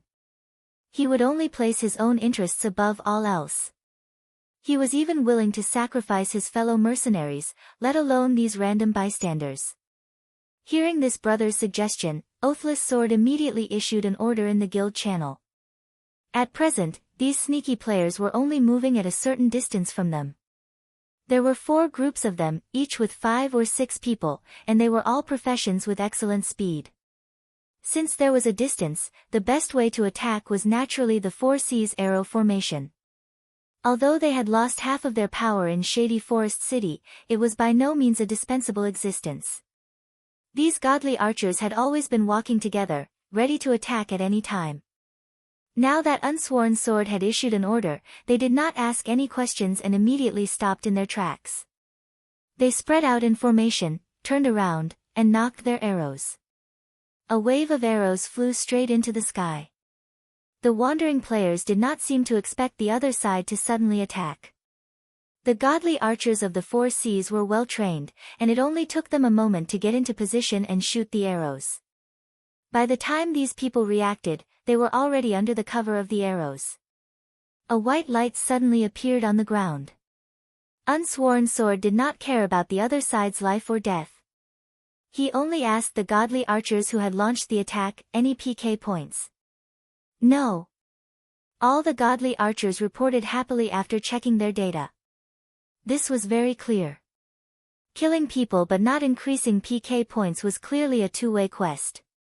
These people really did not come with good intentions. After gaining a firm foothold in terms of morality, Unsworn Sword became even more spirited. He drew the long sword at his waist and pointed it at a small group of people on the other side. Shoot! Unsworn Sword shouted proudly. In the eyes of the bystanders, he was extremely lewd. This group of people had already been alerted after the previous group had been killed, and were preparing to flee. However, as mentioned earlier, the crisscrossing 4 C's archer formation was well trained, and their movements were extremely fast. In the blink of an eye, they had already adjusted their position. A wave of arrows rained down, and 5 of the 6 people in this group had died. Only one person continued to limp as he ran. A few random archers shot another wave of arrows in unison, and eliminated him. The remaining two groups did not hesitate at this time and had already scattered in all directions. Even the arrow formation of crisscrossing the four seas could not cover such a large area, so they could only choose a target and fire in unison. Most of them were killed by the arrows, and a few managed to escape the shooting range. They looked back at the people from Cloud City in horror. Ha ha ha, these guys, I think they are too careless.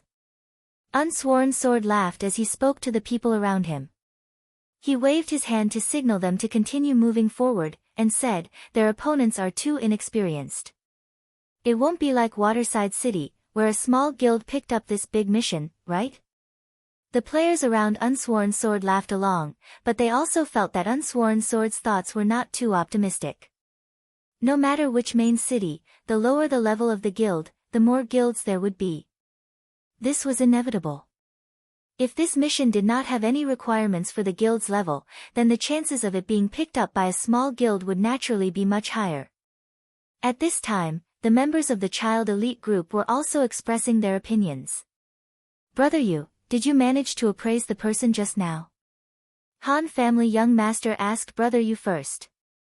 As soon as they opened fire just now, Brother Yu also rushed out of the group like an arrow. If he had a camera in his hand, he would really be a typical paparazzi. Most players would be ashamed of their low level and poor equipment, but Brother Yu was not. As the king of intelligence, he was pained by the fact that his appraisal skill was not top-notch. In the child elite group, he was not as good as Sword Demon at one point. For this reason, he had put in a lot of hard work, and he had reached the highest level that he was at, which was not easy. It was already rare for some experts to be able to raise their level and take care of this kind of support skill at the same time. Most people, on the other hand, prioritized their level and could make up for it when their level was higher in the future. This was the most mainstream way of thinking. As for those like Brother Yu who were determined to walk at the forefront of the tide, there were very few of them. At this time, he rushed forward with all his might, wanting to play a role. It was not considered a failure. Now that the appraisal skills level was higher, apart from having a higher accuracy and success rate, the distance that could be carried out had also increased. At that moment, Brother Yu had successfully rushed into his appraisal range. Then, with 2 consecutive claps, he appraised 2 people consecutively. His speed was also extremely fast. Brother Yu proudly thought that this was his ultimate technique of 2 consecutive attacks. However, when he turned around and returned to the group, he saw a figure that behaved similarly to him. Brother Yu recognized that it was Miss Lu Xia, who was reborn as Amethyst. It was not easy for Brother Yu to have a fan. Of course, he would not forget that this lady also had such pursuers. When he realized that he was not alone, Brother Yu felt very gratified. As soon as he returned to the group, the Han family young master asked him about it. When Brother Yu flipped through the recording of the consecutive shots just now, he was stunned at first. Level 33, level 32. Isn't this too inexperienced? Brother Yu was surprised. Such a low level. Everyone was even more shocked. At this stage of the game, it would be polite to say that this level was inexperienced. Currently, players generally believe that the game had just begun after level 30. I wonder what Lu Xia saw, Brother Yu muttered. Let me ask. Gu Fei also saw Lu Xia, which was why she rushed out like Brother Yu. He guessed that this lady also went to search for information. It's the same. It's the same level. Gu Fei did not mention the number. It was just a concept. The few of them looked at each other. They really picked up a treasure in the last stage. Brother Yu said. Then we won't be able to earn anything, right? Unscathed in battle pretended to be depressed. Yu Tian, did you see anything? The Han family's young master asked Imperial Divine Cry. This guy didn't go to the unhindered 4 seas arrow formation. When the other mercenary groups launched their attack, the archers only shot 2 arrows at him, but he didn't move at all. He just stared at them with wide eyes. I didn't see anything, Yu Tian Xinming said. Is that so? The Han family young master asked again. Is there a hidden meaning in your words? Yu Tian Shinming shivered. You didn't even see their guild badge? Han family young master asked. I don't think so. Yu Tian Shinming said. I didn't see it either.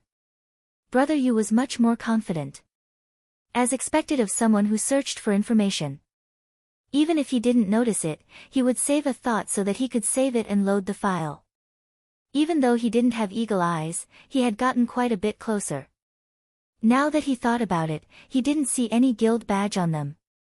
Should we ask Lu Xia to confirm? Gu Fei also knew that this was a big problem. The guild badge in the parallel world was given by the system. It wasn't a requirement for players to wear it. Some guild badges were ugly, so players weren't willing to wear them. For example, crisscross. However, when a large-scale guild war broke out, everyone would consciously wear the badge. This was because there were hundreds of players in a guild in the game. Even the guild leader would have a hard time recognizing everyone. Moreover, PK didn't have the protection of the same party or guild, so they could only rely on the badge to identify each other. Wear the badge and charge. This was the slogan that every guild leader was very familiar with.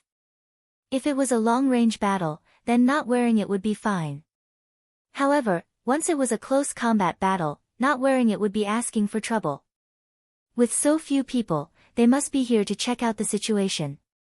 They don't have any intention of fighting us, right? So wearing the badge doesn't mean anything. Yu Tian Shinming's analysis was quite relevant. Look, Crisscross didn't wear it. Little Wimp even learned to give examples. Indeed, it doesn't mean anything, but we have to be careful. Han family young master said as he went to look for Unsworn Sword. No badge. With Unsworn Sword's vast experience, he naturally understood what Imperial Divine Hymn was implying. However, he quickly followed Imperial Divine Hymn's train of thought. The melee hasn't started yet, so it's not surprising that they aren't wearing it. Look, no one in our guild is wearing it. That's because your badges are too ugly. That's why all of you are used to it. Unless you have no other choice, you won't wear it. Han family young master pointed out mercilessly. He, I'm sorry. Unsworn Sword laughed dryly. I also admit that they might not be ready to wear it. However, since we have already discovered it, we should be prepared for another situation. Han family young master said calmly. You are saying that they are a mercenary group? A mercenary group that is fighting against us for a two-way mission?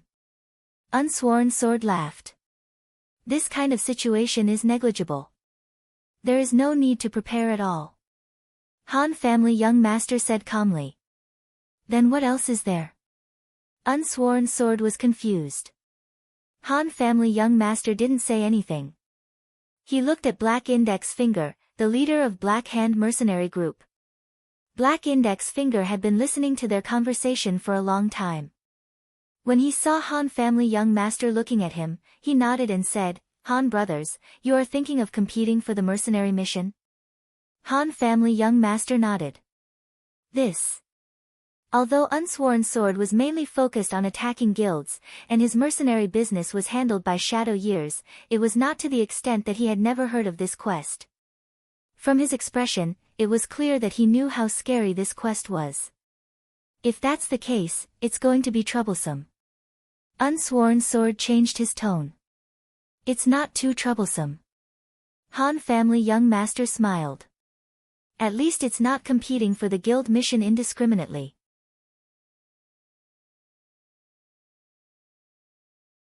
Chapter 369. Unsworn Sword immediately ordered the team to slow down. Then, he gathered a bunch of leaders and told them about this important discovery. Indiscriminate competition for mercenary missions. All of the mercenary leaders muttered to themselves. In fact, most of them had never experienced this kind of mission before. When they mentioned it, they actually felt a bit envious. But, we can't be sure. Gu Xiaoshang said, maybe they're a guild, just not wearing a badge. Xiaoshang, you're thinking the same thing as me again. Unsworn Sword said emotionally. Don't speak nonsense again. Gu Xiaoshang said angrily. The current situation is like this. Han family young master said disapprovingly, we can already confirm that the opponent is part of a two-way mission. If it's a single mercenary group, the threat can be ignored. If it's a guild, then we've already identified 4 people, and they're all around level 32. May I ask which guild would accept players that are just over level 30? Everyone listened and nodded in agreement. Take Unhindered for example. For a guild like theirs that had already reached level 5, their average level had already stepped into the realm of level 40. Guilds that were slightly weaker than them would at most have a few level 37 or 38 players. In their eyes, a level 30 player was basically a beginner noob. Big guilds simply wouldn't accept such a low-level player. What the Han brothers mean is, regardless of whether the opponent is a single mercenary group or a guild, we can be sure that the opponent is not a threat to us. So, what we need to worry about is the situation of indiscriminate competition for mercenary missions. Unsworn Sword said. Han family young master nodded. If that's the case, then those few people just now are just stragglers. The real threat hasn't even arrived yet. Unsworn Sword said. If it's an indiscriminate competition for mercenary missions, then we need to understand which of the stronger mercenary groups are here. Guild leader Unsworn, you guys must have done this kind of homework, right? Han family young master said. Of course we have. Unsworn Sword said with a serious expression, speaking of mercenary groups, there is a very famous one in Sunset City called the 100 Battles Mercenary Group. The leader is one of the 5 roaches, 100 Battles Mercenary Group. In Sunset City, the status of the 100 Battles Mercenary Corps was even higher than that of their strongest guild, Fallen Leaves Roots. This is unimaginable in any main city. He's that strong. Everyone was shocked. One had to know that guilds and mercenary groups were completely different in terms of numbers. For a mercenary group to be able to suppress the strongest guild, didn't that mean that each member of the mercenary group had the strength to fight against multiple guilds? More importantly, everyone believed that the strength of the strongest mercenary corps in each main city should be about the same. The 100 Battles Mercenary Corps could suppress the strongest mercenary corps in Sunset City, and perhaps even surpass the current Unhindered 4Cs. Unsworn Sword continued to describe his understanding of this mercenary group. From the outside, the biggest feature of this mercenary group is that Grandmasters of Combat make up a large portion of the group. Many Grandmasters of Combat. The people who heard this information were a little stunned. During the open beta period, the Grandmaster of Combat was the weakest class in the parallel world. Although the situation had changed after the official launch, the newcomers had yet to reach the top of the game. Therefore, among the high-level players, the Grandmaster of Combat was the least. This also led to a considerable number of players having very little experience fighting Grandmasters of Combat. Some people had not even piked with a Grandmaster of Combat until now. It can't be a coincidence that they have so many Grandmasters of Combat. Is there something strange about this mercenary group? Luoluo asked. According to rumors, this mercenary group is very good at fighting. Some say they are a gang of gangsters, some say they are a group of martial arts dojos, and some say they are retired soldiers. Unsworn Sword's understanding of this information was exactly the same as Jiannan's. Everyone looked at each other. How should they deal with such an opponent? No one had any idea. Just as they were helpless, the players in front of the team sent a message, someone is blocking the way. Protect Todd. Unsworn Sword hurriedly shouted, then took the lead and ran to the front of the team. As he ran, he made arrangements, how the arrow formation should advance with silent steps, how the thieves should circle around, how the priests should position themselves, how the mages and warriors should coordinate, and which direction the mercenary group was in charge of.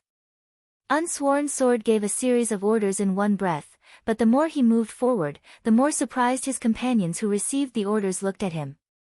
Finally, Unsworn Sword came to the front of the team. With a glance at the legendary roadblock, he immediately understood why his brothers were so surprised. 5 people. There were only 5 players blocking the way in the middle of the road, stopping the team of players from above the clouds. Facing 5 people, Unsworn Sword made such a grand arrangement, it was no wonder that his brothers were surprised. Raining the 4 Seas arrow formation was already ready.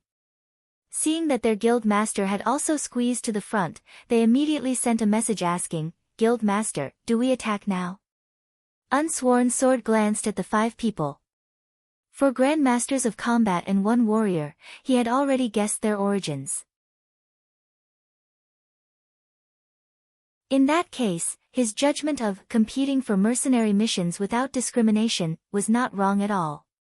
Wait for my order.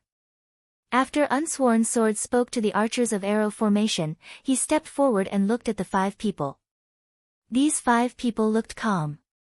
Unsworn Sword did not know if it was a psychological effect, but he just felt that these 5 people seemed to be very imposing just by standing there casually. Unsworn Sword finally spoke, "You 5 must be members of Sunset City's 100 Battles mercenary group. I didn't expect guests from outside the city to be able to recognize us at a glance," one of the 5 said without batting an eyelid. "What advice do you have?" This was a question that he already knew the answer to. Mission. This was a simple answer to the other party's words. Just the 5 of you? Unsworn Sword looked around cautiously. He felt that there must be some kind of ambush around them. No matter how strong they were, 5 people could take care of hundreds of them. "We wouldn't dare." The other party replied, "The 5 of us are here to say hello. At the same time, we can also show you our skills so that you can be mentally prepared." "Oh." Unsworn Sword frowned. "How do you want to see?" "It's very simple. You can randomly pick a few people to spar with us brothers." The other party said. "So what if we win? So what if we lose?" Unsworn Sword said. "The main thing is to let you know our strength first. As for winning or losing, it doesn't matter. Because how can you win?" The other party's words were very arrogant, but there was not a trace of arrogance in his tone and demeanor. "Let me try." Feng Xing could no longer hold back and jumped out from the team. Unsworn Sword wanted to stop him, but it was too late. Feng Xing rushed towards the other party with big steps. Unsworn Sword thought it was fine. He would take this opportunity to see what the other party's legendary, fighting skills, were all about. Feng Xing seemed to be rushing fiercely, but in fact, he did not use his full strength. He intended to suddenly accelerate after getting close to the opponent, catching them off guard. The target he wanted to attack was the second person from the left of the 5, the one who had been talking the whole time. Seeing Feng Xing rushing up, the others thought that the other party had 5 people, and Feng Xing would inevitably be at a disadvantage if he went alone. Therefore, without waiting for Unsworn Sword's order, some players who were close to Feng Xing jumped out and prepared to help. However, although the other party had 5 people, only one person made a move, and that was the one Feng Xing wanted to attack. Before Feng Xing reached him, he had already taken the initiative to attack. He also flashed out with big steps, and his speed was no slower than Feng Xing's. "Hey!" Seeing that the distance between the 2 of them was not far, Feng Xing abruptly took 2 steps forward, and then launched a galloping horse shooting star. Seeing this, the other party's expression changed slightly.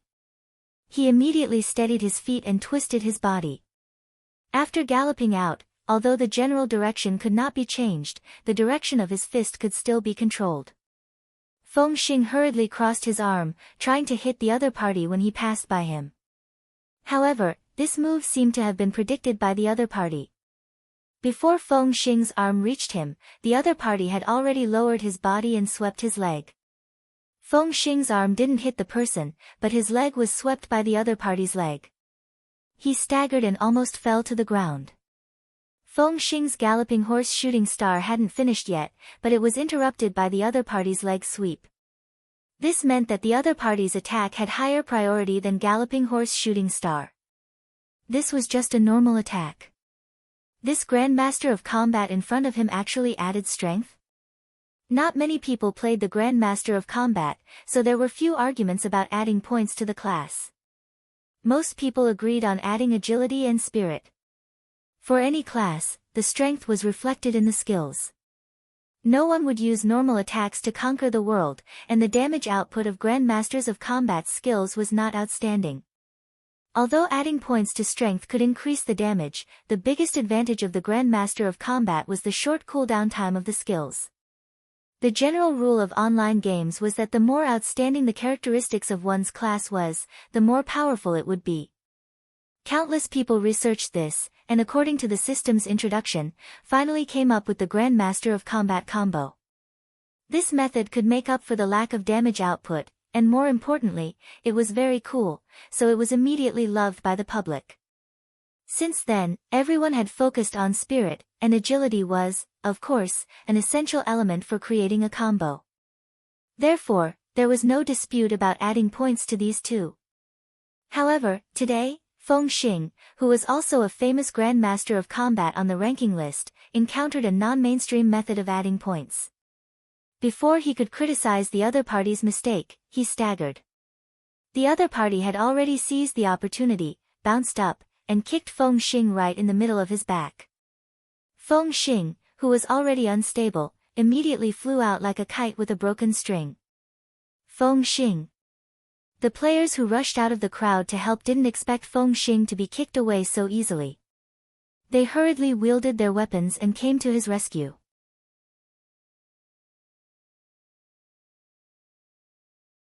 Chapter 370. However, after the opponent sent Feng Xing flying with a kick, he did not immediately chase after him. Instead, he allowed the reinforcements who were further away from Feng Xing to rush over and protect him. Feng Xing was in a sorry state, but he knew that he was not badly injured. The opponent's sweep and kick were all ordinary attacks. It was only because the opponent had added points into his strength that he looked more impressive than an ordinary Grandmaster of Combat. In fact, he was not seriously injured at all. Under the concerned gazes of the people around him, Feng Xing stood up with an ashamed look on his face. On the other side, Unsworn Sword was also shocked. He and Feng Xing were old brothers, and they knew each other very well. No one knew better than him how powerful Feng Xing was. Seeing a nameless small fry kick Feng Xing to the ground with only 2 steps, Ji Hao realized that the power of this 100 battles mercenary group wasn't just a bluff. Or could it be that the person in front of him was actually a follower, pretending to be a follower to mislead the opponent into thinking that they were strong? Unsworn Sword could not help but think this way. He was too confident in Feng Xing's strength, and did not want to believe that he would be easily defeated by a small fry. Thinking of this, Unsworn Sword winked at the people who had jumped out. These people were all old subordinates of Unsworn Sword, and they immediately understood what he meant. They all shouted, "Let's learn from him," and swarmed forward. Their target was not only the one who sent Feng Xing flying, but also the 4 people who were standing next to him. Unsworn Sword also stared at the 4 people. He wanted to see if all of them were so strong, or if only one of them was deliberately mystifying. This time, there were more people who attacked. Feng Xing stood still, and there were 11 other people who rushed up. They were all melee professions. They were divided into groups and looked for opponents in pairs. Big guilds always bullied others with numbers. They disdained doing undignified things like one-on-one duels. However, although there were many people, the result was still not good. The 5 opponents were all very agile. Even the warrior in the middle could be seen to have added points into his agility. Of the 11 people who rushed up, some were beaten to the ground, some were kicked to the ground, and some were sent flying. This time, however, his opponent didn't just use a normal attack like the previous one. Instead, he used a skill as a decoration. For example, the warrior had used charge, and the player who had been knocked away was the only one who had sustained heavy injuries. He was unable to get up for a long time. Just like Feng Xing, the others also realized that although they had been knocked down to the ground, they hadn't been harmed too badly. Therefore, they all had the ability to continue the fight. Just like when Feng Xing was knocked down, the enemies didn't chase up to kill Ji Hao and Feng Xing. Instead, they stayed right where they were. Unsworn Sword frowned and signaled the others with his eyes. Thus, other than the heavily injured one who was still lying on the ground, the rest of the people rushed forward. Unsworn Sword wanted to see if their side would gain some experience after being defeated by the other side once and gain some ability to deal with them. The reality was really cruel. Those who rushed up again were beaten into a sorry state after 2 clangs. Just as Unsworn Sword and the others closed their eyes and couldn't bear to watch, they suddenly heard a sound from their side. This sound contained an extremely pleasant surprise, making Unsworn Sword very, very unhappy. Immediately, he glared at the source of the sound and saw a smiling face. It was actually Gu Fei. This made Unsworn Sword speechless. He didn't dare offend Lord Gu Fei right now. At this time, after a series of "I-O" sounds, the group of people who had come out to fight fell to the ground for the second time. The other side still didn't chase up to kill them, and instead stood obediently where they were. Unsworn Sword finally understood that when the other side said that he wanted to let them understand the strength, it wasn't just for show, nor was it arrogant. It was the truth. Now, Unsworn Sword had a very good understanding of the other side's strength. Strong, very strong indeed. Even Feng Xing, a core member of their side, was easily defeated by them. How many people in their side could be stronger than Feng Xing? If this mercenary group really had hundreds of such people, it wouldn't be an exaggeration to say that they could suppress an entire guild. Unsworn Sword's palms were a little sweaty, but it seemed that the other side was still waiting for someone to come out. Unsworn Sword was no longer in the mood to send people out to humiliate himself. He had already decided to kill them. Just as he was about to summon an arrow formation, he didn't expect that Gu Fei had already walked out of the crowd and slowly walked up to the 5 people. Unsworn Sword's eyes lit up again. This was because Gu Fei seemed to be incomparably valiant in terms of skills. He often fought one against many. Look at how dazzling his PK value was. Although he was a mage, everyone now knew that mages didn't walk the normal path. They would always rush in front of you and slash at you with their swords. Let him try. If he can't do it, then I'll directly send 500 people to devour these 5 people. Let's see if one of them can fight 100, Unsworn Sword thought to himself. At this time, Gu Fei had already entered the battlefield. The few people who were knocked down had just climbed back to their feet. They turned around and looked at Unsworn Sword. Seeing their leader slightly shaking his head, they immediately understood his intention and stepped back, leaving a large space for Gu Fei. Only one this time. The 5 people on the other side took a glance at Gu Fei, then shouted towards the main formation. No one responded, which meant that they agreed. After taking a closer look at Gu Fei, the other side frowned and mumbled, "Another mage." It seemed that they weren't interested in fighting against mages. Gu Fei didn't answer and continued walking forward. The other side obviously didn't plan to fight with numbers like Unhindered did. Only one person stood out to fight, and it was the one who kicked Feng Xing. At this time, Gu Fei suddenly put the sword he had been carrying in his hand back into his pocket and went up to fight empty-handed. "What the hell is he doing now?" shouted Yutian Shinming. This group of acquaintances knew that Gu Fei's great damage came from his equipment. Without equipment, Gu Fei's magic damage was a shame to mages. Yutian Shinming's shout was very loud, but Gu Fei turned a deaf ear to it. With 2 steps, he approached the other side, then suddenly cupped his hands and bowed to him. This action startled the other side, but before he could think, Gu Fei had already swept his leg over. This person had been in low spirits ever since he saw that Gu Fei was a mage. Seeing that the mage didn't attack and was instead getting closer and closer to him, he began to mutter to himself. Everyone knew that mages were mainly long-range attackers. Only when Gu Fei walked up to him and suddenly bowed to him did this guy come back to his senses. Then he saw this kick flash, and the person hurriedly ducked to avoid it. Just as he was about to take the opportunity to counterattack, he didn't think that this kick would actually fall at the same time he bent down, chopping at his neck. This guy was immediately at a loss. It turned out that the other side's kick wasn't a sweep, but a chop. Didn't this mean that bending down to avoid it was the same as giving his opening to the other side? Just as he was regretting it, he suddenly saw his vision go black. Gu Fei's right leg chopped at him, followed by a small jump with his left leg, and a knee had already hit the bridge of the person's nose. This person couldn't help but lean backwards.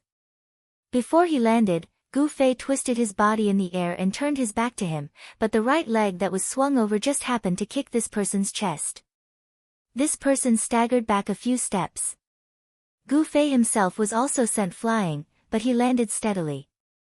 Among the 5 people, one of them had already shouted out in surprise, 9 revolutions chain. That was a 9 revolutions chain, right? Gu Fei smiled and said, don't you guys practice the puncturing kick fist?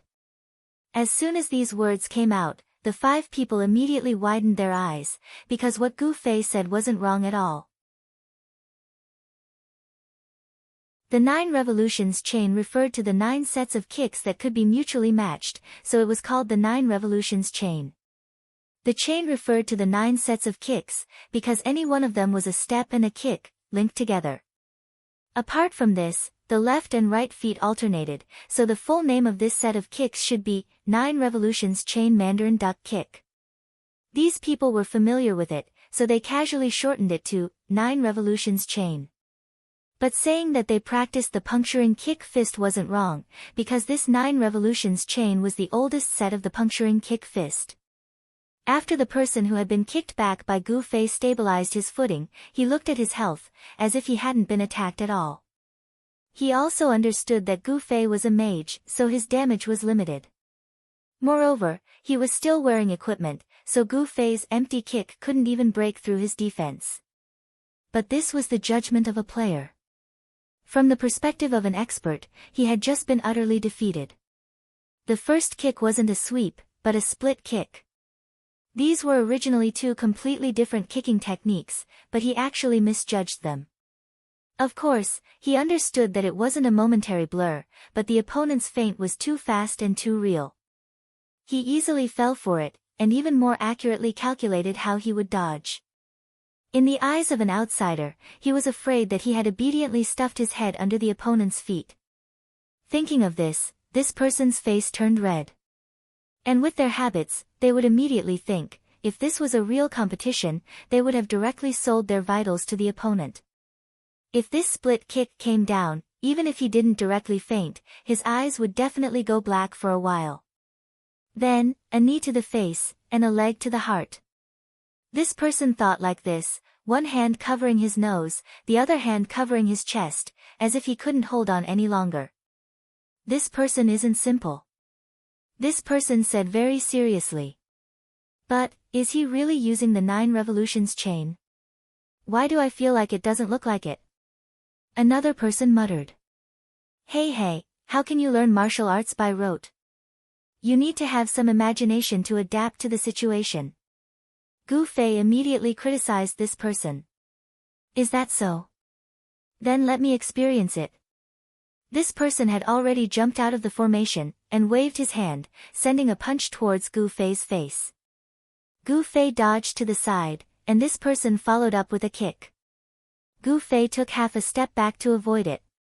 This person's foot landed on the ground, followed by another foot, and Gu Fei took another step back. This person looked even more vigorous, and couldn't wait to get ready to kick again. But just as his front foot had just landed on the ground, and his hind leg had already been lifted in the air, suddenly, his front ankle was gently pushed in the direction of the force he was about to launch. This made him immediately lose his balance. His third foot also kicked out, but it kicked into the sky, and at the same time, he had fallen on his back. Butterfly knot, I wanted to make the best of a mistake, but still, in response to the voice of the masses, Luoya City was renamed to Sunset City.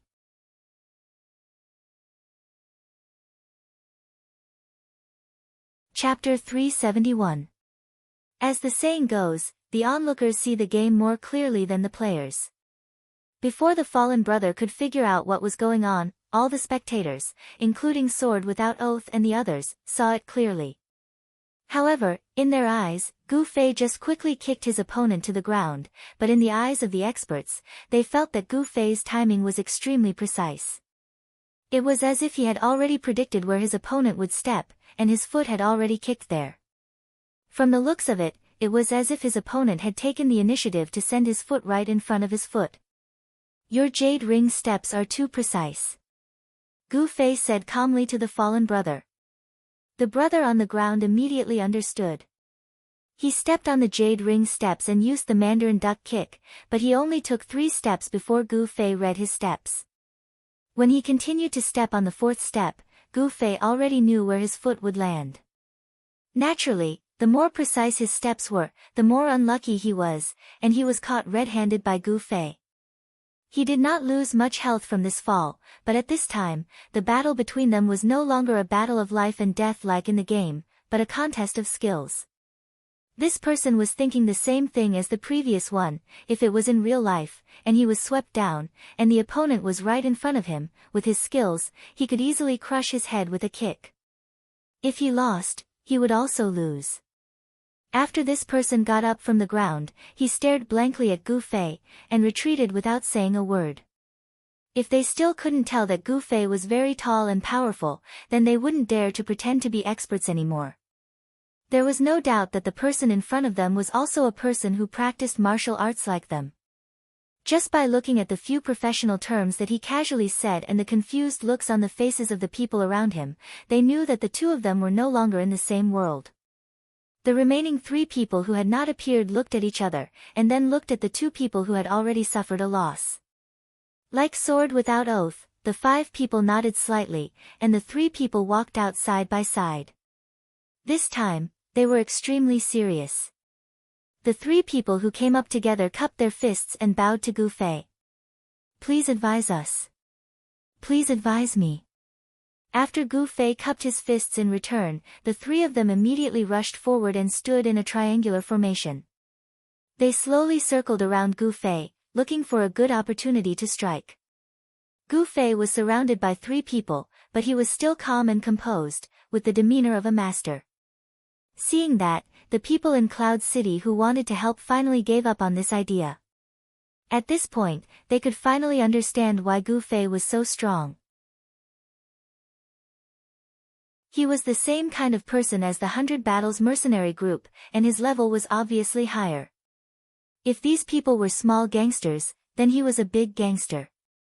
If these people were from the martial arts school, then he was at least the owner of the martial arts school. If these people were retired soldiers, then Gu Fei was a super excellent soldier who wanted to retire but was not allowed to. Just as everyone was letting their imaginations run wild, the 3 opponents suddenly shouted and charged at Gu Fei, who was in the middle of the encirclement. Some punched, some kicked, and the warrior stabbed out with the great sword in his hand. Gu Fei just smiled. He took 2 steps to the side and twisted his body. The 3 people suddenly found that there was no target in front of them. The warrior also used the charge skill. At this time, the sword was about to stab his own people, so he quickly cancelled the skill. In addition, fearing that it was too late, he also raised the sword above his head. The tip of the sword flashed in front of his brother's eyes, and the guy was shocked into a cold sweat. Then he heard Gu Fei slowly say behind him, "The one with the sword, you're new, right?"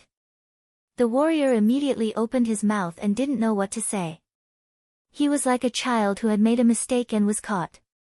It's already very complicated for 3 people to cooperate with each other. How can a beginner like him do it with you guys? Gu Fei turned around and lectured the other 2. He then turned to the warrior and said, "The 2 over there have a very solid foundation. They're so solid that they don't know how to be flexible.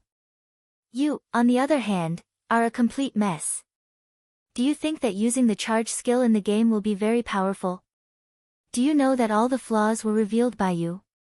You didn't even realize that you made a mistake when you were circling in the plum blossom steps. Then you made another mistake and another 17 steps, and then you used charge. Do you still want to hit someone?" The warrior was stunned by Gu Fei's words. His head drooped lower and lower until it was almost stuffed into his pants. Gu Fei saw that he knew he was wrong and said to the other two, his level is completely different from yours. How can he cooperate with the three of you? Why don't you two try the two of you? The two of us haven't practiced the two of us before. The two of them said embarrassedly. You haven't practiced the two of us and you're already practicing the three of us. Gu Fei's eyes widened. The two of them blushed and said, actually, it's not really practice. We just look at the boxing manual and find it interesting. Then, we walk around in private and occasionally try it in the game. Oh, it's not easy to reach this level. But you still have to practice the two of you first. Otherwise, you won't make any progress with the three of you. Gu Fei earnestly said, some things have to be done step by step. If you force yourself to take this step, you'll end up like the brother just now. One mistake in the plum blossom steps, and then it'll be 18 steps. When the soldier saw that Gu Fei was no longer talking about him, he raised his head. He didn't expect that Gu Fei would mention him again in the blink of an eye. He hurriedly lowered his head again, muttering to himself, didn't you just say 17 steps? Unexpectedly, Gu Fei's ears were sharp. He immediately heard it and said angrily, including the first wrong step, isn't it exactly 18 steps? You're talking back after doing something wrong. If you weren't a beginner, I would have killed you long ago. Go back and practice your basics before coming out again. The warrior was a yes man and didn't dare to breathe loudly. Gu Fei looked at them one by one. The five of them didn't speak to him. Gu Fei had no choice but to use his gaze to cover all five of them and asked, what other advice do you have next? The five of them seemed to wake up from a dream. Only then did they realize what they were here for. They didn't expect to be beaten senseless by Gu Fei in just a few moves. They didn't dare to have any doubts about Gu Fei. Not only was this person extraordinary, but his knowledge far exceeded theirs. He was someone with a great background. The five of them thought about it and quickly replied, not for now. Come back later. Come back later. After saying that, the five of them had already turned around and fled. They were no different from the usual players who were beaten badly in PvP. However, the reality was that the five of them were abnormally full. What damage could Gu Fei's barehanded attacks do?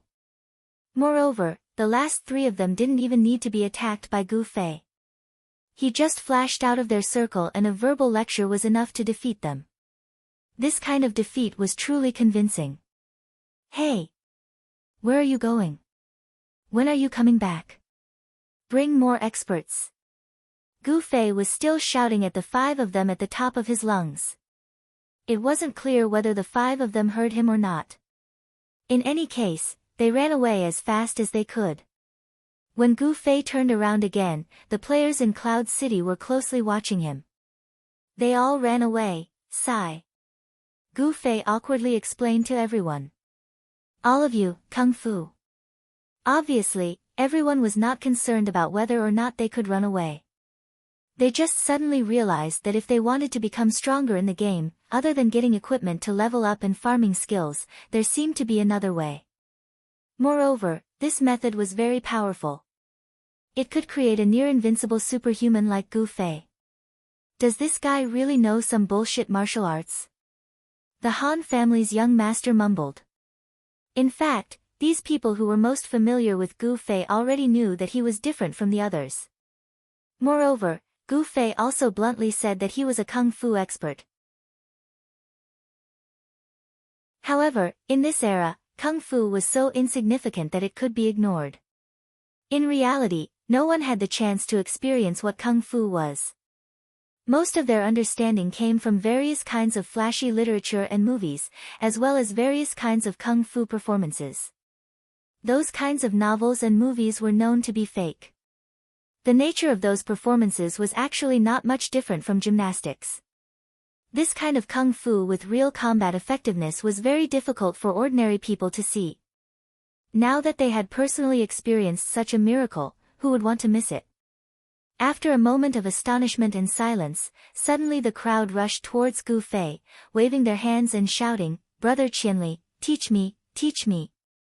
This was a scene that Gu Fei was very happy to see, but he also knew why these people were suddenly so enthusiastic. If they thought that people who practiced Kung Fu would only learn Kung Fu without asking for a reason, then they were wrong. Don't forget that Kung Fu was basically a technique that taught people how to hurt or even kill people. Saying that it was self-defense was just self-comfort. Self-defense was also based on the method of attacking the opponent. Kung Fu was full of offensive power from the beginning to the end. Therefore, although Gu Fei usually seemed to be eager for everyone to practice Kung Fu, in fact, when someone really wanted to ask him for advice, he absolutely had to first understand the other party's intentions and character. Take the savior of cowards for example. Although he started out as a bad gang in Moonlit Night City, Gu Fei could easily see that this person had a very simple personality and was definitely not a bad person. Teaching Kung Fu to such a person was completely reassuring, so he carefully taught him the seven-sided mantis fist. As it turned out, Gu Fei was right. The savior of cowards was originally a person with some foundation, and with Gu Fei's guidance, his strength was not something that ordinary people could deal with. However, this guy was still naive and silly. He never said that he bullied others with his Kung Fu, and he did not even have the desire to deliberately encounter some injustice to test his Kung Fu. Even Gu Fei was ashamed of his inferiority. If he had this level of Kung Fu, he would not have appeared in the parallel world. This large group of people in front of him had all discovered the secret of Gu Fei's strength, and all of them looked sincere and wanted to ask Gu Fei for advice. But at this time, who knew what they would do after learning this skill? Before figuring this out, Gu Fei would not casually teach them. However, at this time, everyone's enthusiasm was really high. Seeing that it was unlikely that he would even have a chance to explain, Gu Fei could only temporarily avoid it. After a teleportation, he pulled away from the crowd, turned around, and ran.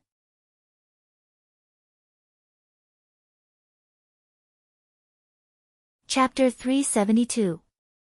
Gu Fei's escape was clean and neat, without the slightest bit of sloppiness. His determination could be seen. After all, this was something that the Kung Fu families had been discussing for a long time. The gradual decline of Kung Fu had something to do with the strict disciple selection. Learning Kung Fu would not be able to shoulder the heavy responsibility of maintaining world peace, nor would it be able to exchange it for any easy benefits in life.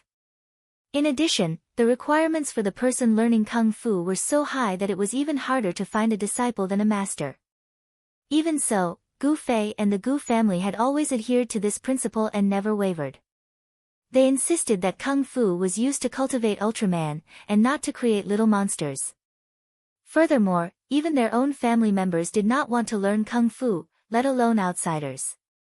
Gu Fei thought about these things as he ran, and couldn't help but feel a wave of sadness. When the players on the clouds saw Gu Fei run so quickly, many of them stopped in their tracks. The message that Gu Fei ran was very obvious. Naturally, he was not willing to teach Kung Fu. Even if they caught up, it would be meaningless. Many of them looked unhappy. They felt that Gu Fei was playing the game too dishonorably. He had been high for so long, and it was time for him to contribute his method for everyone to be high together. However, since Gu Fei was not willing, there was nothing they could do. They could only be angry in their hearts. More importantly, even if they chased, most of them were not as fast as Gu Fei. However, among these people, there was one person whose speed was clearly faster than Gu Fei, so she did not give up and continued to chase. This person's speed was very fast, so fast that Gu Fei did not need to look back. When he heard the hurried footsteps behind him, he already knew who it was. Gu Fei only knew one person who could catch up to him so easily, Slender Waist Dance. Gu Fei looked, and sure enough, it was Slender Waist Dance's fiery red figure. Gu Fei didn't know how many times he had seen this figure charge into the crowd in such an aggressive manner, and then set off a burst of white light. He didn't expect that it was coming for him today. But if it was this girl who wanted to learn? Gu Fei thought about it and felt that Slim Waist Dance was a good person. But she had killed quite a few people in a second, so she was a bit arrogant. Teach her kung fu. Gu Fei couldn't make up his mind. To be honest, Gu Fei did not have much experience in choosing a disciple. According to the rules, opening a dojo and accepting disciples required the approval of one's own master. Although Gu Fei's master was his father, he hadn't given him this right yet. It was fine to give him a few pointers like teaching a coward savior, but Gu Fei had not yet obtained the qualification to be a hands-on teacher and disciple. While he was thinking about this, Slim Waist Dancer had already rushed in front of Gu Fei. Without waiting for Gu Fei to speak, she had already reprimanded him. Hey, I didn't know that you were so stingy. Gu Fei was startled, and immediately realized what she was talking about. He could only smile bitterly. You don't understand. What don't I understand? Hey! Don't be like this. If you have something fun to play with, take it out and play with everyone. You're actually scared to the point of running away. That's too ugly. This isn't your style. Slim Waist Dancer said. Then what is my style? Gu Fei couldn't help but ask. This. Slim Waist Dancer stammered. After thinking for a long time, she realized that she actually didn't know Gu Fei that well. Finally, she said angrily, even if you don't want to, don't run. Go back and kill them. Gu Fei was speechless. Slim Waist Dancer was very proud. How about it? Speechless now. I told you, how could you be like this? Sigh, you wouldn't understand even if I said it.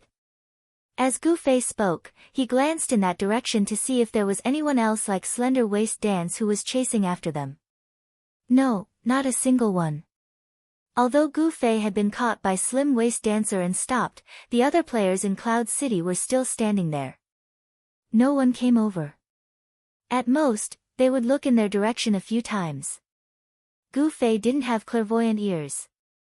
He didn't know that although they didn't come over, the topic of their conversation never left his side.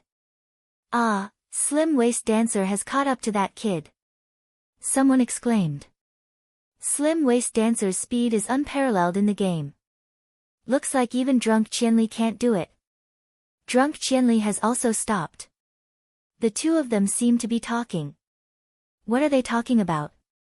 After someone asked this question, countless people immediately thought of the answer.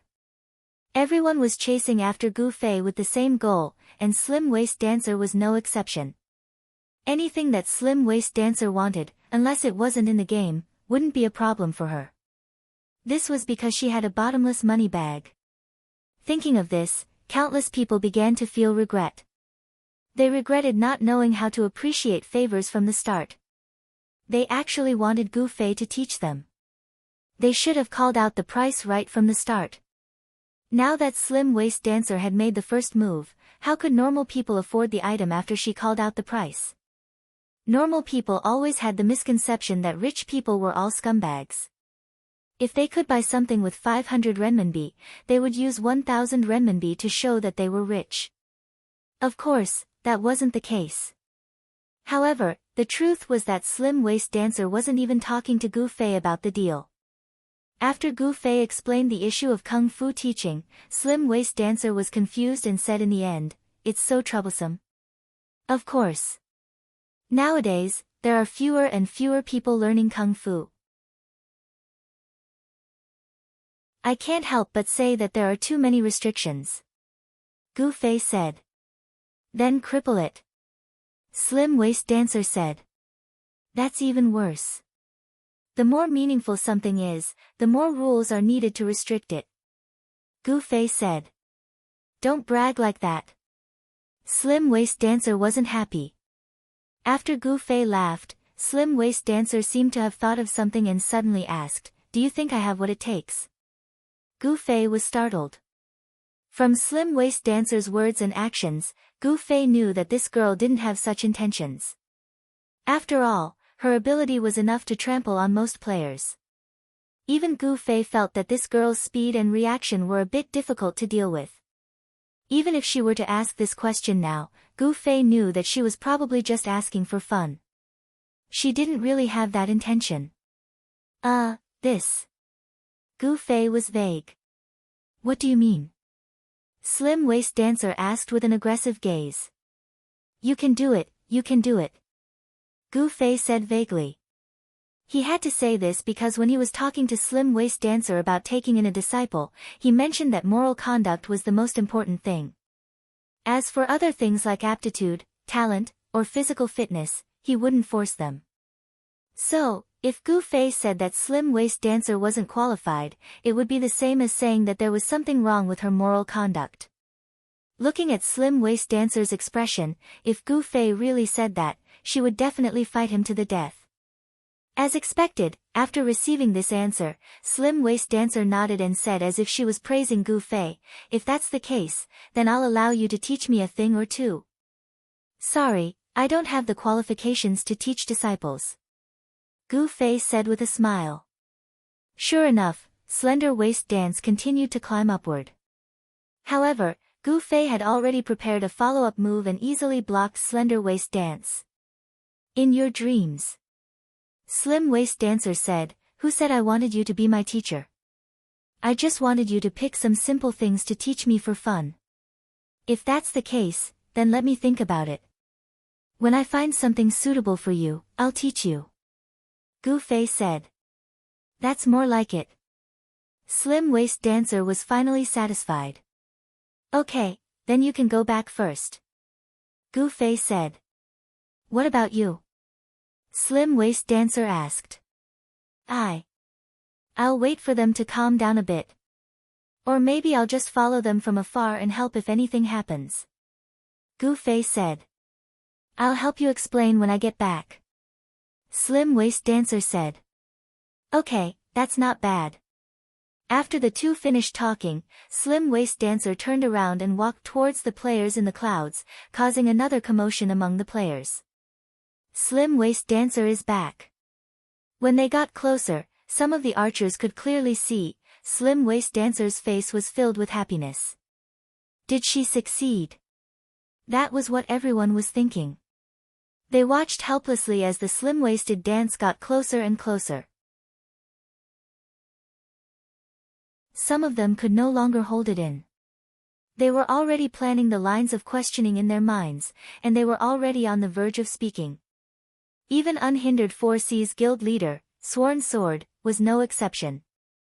He licked his chapped lips, thinking that no matter how high Slim Waist Dancer's price was, he would definitely be able to afford it. After he learned it, he could share it with his brothers in the guild. How great would that be? With his wishful thinking, Unsworn Sword was just about to ask Slim Waist Dance when his vision suddenly blurred. When he looked up, he saw that the Han family's young master had already appeared before him. Guild leader Unsworn, do we do this quest or not? Han family young master said coldly. Quest. Unsworn Sword suddenly remembered. The 5 people blocking their way had all left, but they had foolishly stayed here for so long. They should have sent Todd to the dungeon as soon as possible. The faster they moved, the less trouble there would be. With this thought in mind, Unsworn Sword quickly called out, "Why are you all standing here? Let's hurry up." The team began to move forward, and Slim Waist Dancer had already disappeared into the crowd, returning to the circle of reborn amethyst girls. Immediately, a player sneakily came over and bowed. Miss Slim Waist. What? Slim Waist Dancer glared. How about a drunken talk with Qianli? The player asked. The others were listening attentively. What talk? The one about Qianli's drunken kung fu. How much is he willing to teach you? The player asked. Money? Slim Waist Dancer said angrily. Is kung fu something that can be bought with money? Let me tell you. If you want to learn kung fu, think about your own character first. Don't even think about people with bad behavior. In this craft, the most important thing was a person's moral character. Money, money, money, my ass. Just based on your way of thinking, I don't think you are qualified.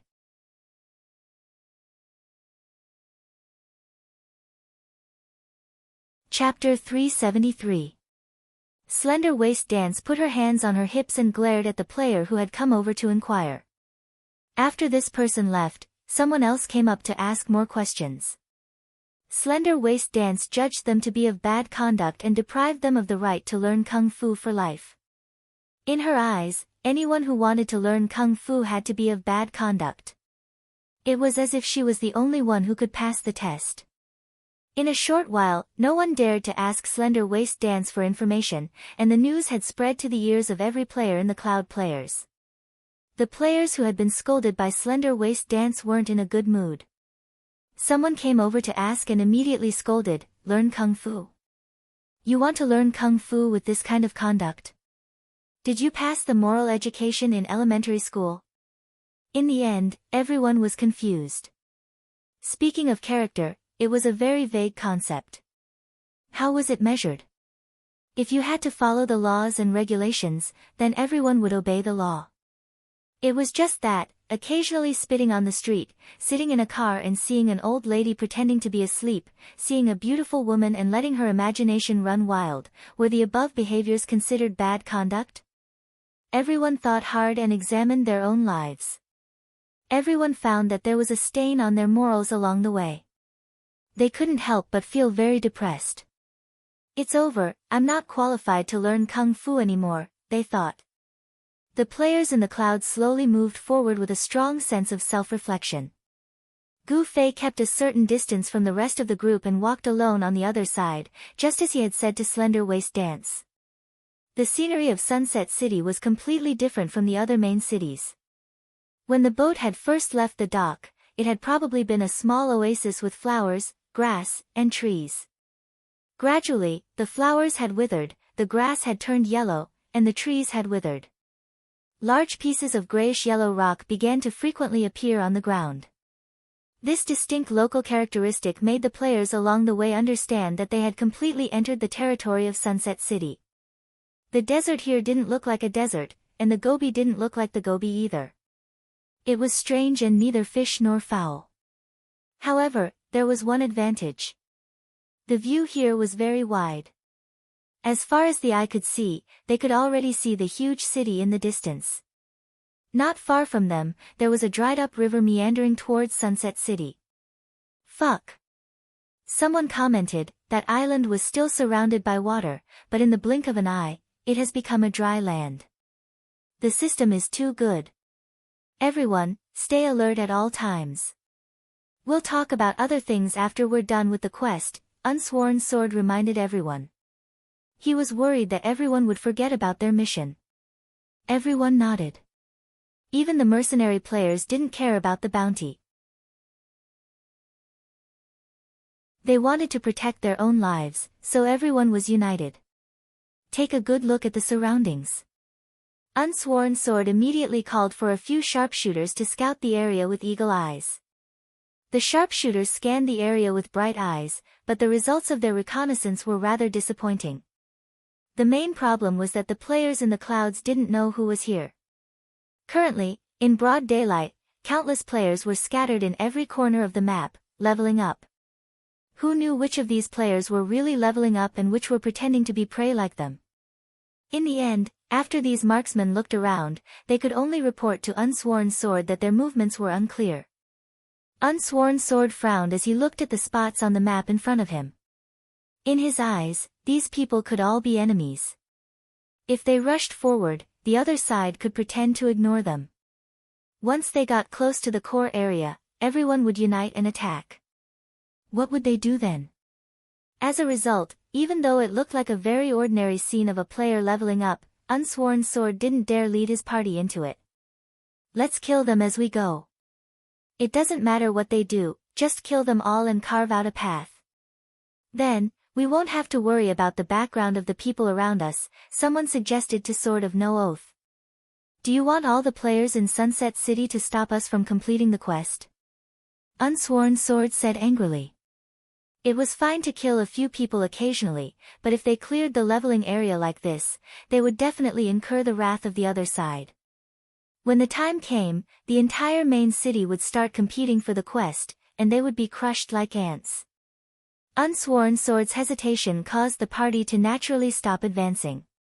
Unsworn Sword sighed and waved his hand. Let's rest here for a bit. All party leaders, come over for a meeting. Fuck, why is there a meeting again? A mercenary party leader cried out. There weren't many battles in this quest, but there were quite a few meetings. It was annoying to the point of death. Gu Fei, who was a few hundred meters away from the main party, saw the party suddenly stop advancing. He didn't ask what was going on. It just so happened that there was a place next to him to farm monsters, so he was much more at ease alone. He randomly picked up monsters and killed them while waiting for the other party to move again. This Cloud City Expedition team's nth leader representative meeting was in full swing. At the same time, at the back of their party, on a large rock that looked like a small mountain, there were already 7 people lying in wait. Why aren't they moving? One of them whispered. There's no need to be so quiet, right? They can't possibly hear us from so far away, right? Another person said. It's better to say it in the chat than whisper, another person said. Alright, stop talking nonsense. Azure Blade finally spoke. Although they had set out later than the players from Cloud City, their self-made boats were very mobile. Moreover, they could control their own speed. If they worked hard, they would naturally be able to move faster. However, they didn't choose to land at the dock. After forcing their way ashore at another water stall, the group of 7 hurriedly rushed forward and finally caught up to the main party of Cloud City players. At this time, they were lying in wait behind the rock with the intention of scouting. However, they didn't care about the unhindered quest at all. They only had one goal, Gu Fei. To be more accurate, Gu Fei wasn't their goal. Their goal was Gu Fei's equipment. In this situation, we don't have a chance to attack. Looks like we're in too much of a hurry, one person muttered. Azure Blade acted as if he didn't hear him. He turned to the person beside him and said, Glue, try to see what they're doing. The player called Glue was the archer in their group of 7. Azure Blade had assigned him to look, so it was obvious that he was also a sharpshooter with Hawkeye. There were hundreds of players in Cloud City. Apart from the party leader and a few people from Unhindered who were urgently discussing a problem, the others had nothing to do. After staring for a while, the person shook his head and said, I don't know what they're doing. They're probably taking a break. Take a break? It wasn't like a large-scale conflict had just broken out. Why would they stop here to rest for no reason? Azure Blade's thoughts turned quickly. He guessed that Unhindered's party had probably encountered a problem and was in a dilemma. That was why they stopped here for a discussion. What kind of problem could it be? Wandering Azure Sword thought as he looked around. All he saw were players scattered around the map, fighting monsters. As Azure Blade looked around, he immediately came to a realization. The biggest problem for the players in Cloud City was that they couldn't distinguish between friend and foe. The enemy hadn't shown up yet, so they didn't know who to attack. There were so many players in front of them. Maybe they were all enemies, or maybe they weren't. Because of this thought, they couldn't take another step forward. This problem is a bit difficult. Azure Blade couldn't help but think for them. What do we do? What do we do? At this time, in the nth meeting of the party leader representatives of the Cloud City expedition, the leaders were also muttering these 3 words. Hey! At this time, Luo sent a message to Han Family Young Master. Do you have an idea? If you do, say it quickly. Since the beginning of the meeting, some people had already proposed a few ideas, but they were all rejected because they weren't very reliable. During this process, Han Family Young Master didn't say a word. Luo, who had seen Han Family Young Master's craftiness, didn't believe that he didn't have any ideas. Unsworn Sword also looked at Han Family Young Master with anticipation. He was the only one who hadn't spoken yet. It was as if he was Unsworn Sword's last hope. Ahem. Han Family Young Master coughed lightly. Unsworn Sword was immediately overjoyed. Brother Han, what idea do you have? Hee hee. I feel that given the current situation, the best thing for us to do is to go our separate ways. The Han family young master said. Split up. Unsworn Sword repeated. He was already thinking about the pros and cons of this idea. The others were also thinking the same thing. Since we don't know where the opponent is or who the opponent is, we should split up. We might be able to lure the opponent out and act according to the situation, Han family young master said. Facing a competitive mission, we are already at a disadvantage in terms of numbers. Wouldn't it be too dangerous if we split up? Someone said. Hee, the other party might have a lot of people on this mission, but how could they work together as a team? Everyone here is a mercenary group leader. Do you need me to explain this? Everyone was silent. Indeed, in this kind of mission, they needed to seek cooperation. However, this cooperation actually required a lot of knowledge. First, they had to look at the difficulty of the mission. After cooperating, they had to be able to complete the mission perfectly. But it wasn't that the more partners they had, the better. The more partners they had, the more people would split the benefits, and the less they would get. Therefore, the number of partners needed to be just right. This required them to accurately grasp the difficulty of the mission and their own strength. Apart from that, because it was a competitive mission, when recruiting groups, it was usually a few strong mercenary groups that formed temporary teams. In this way, other small mercenary groups might not even be able to complete the mission, let alone compete with each other. In the end, they could only withdraw. Therefore, how to form a temporary team that could intimidate others was another field of study. Even if it's not all of them, the temporary team that they formed shouldn't be weaker than us, right? If we split up, wouldn't we be in trouble?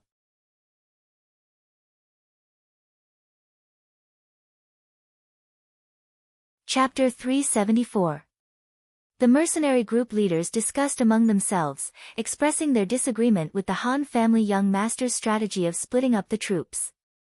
Especially the Black Hand mercenary group's leader, Black Index Finger, who had lost a level in Shady Forest City, was already in a bad mood and had always been unhappy with the child elite group. Seeing the Han family young master acting like a conman, he was the loudest.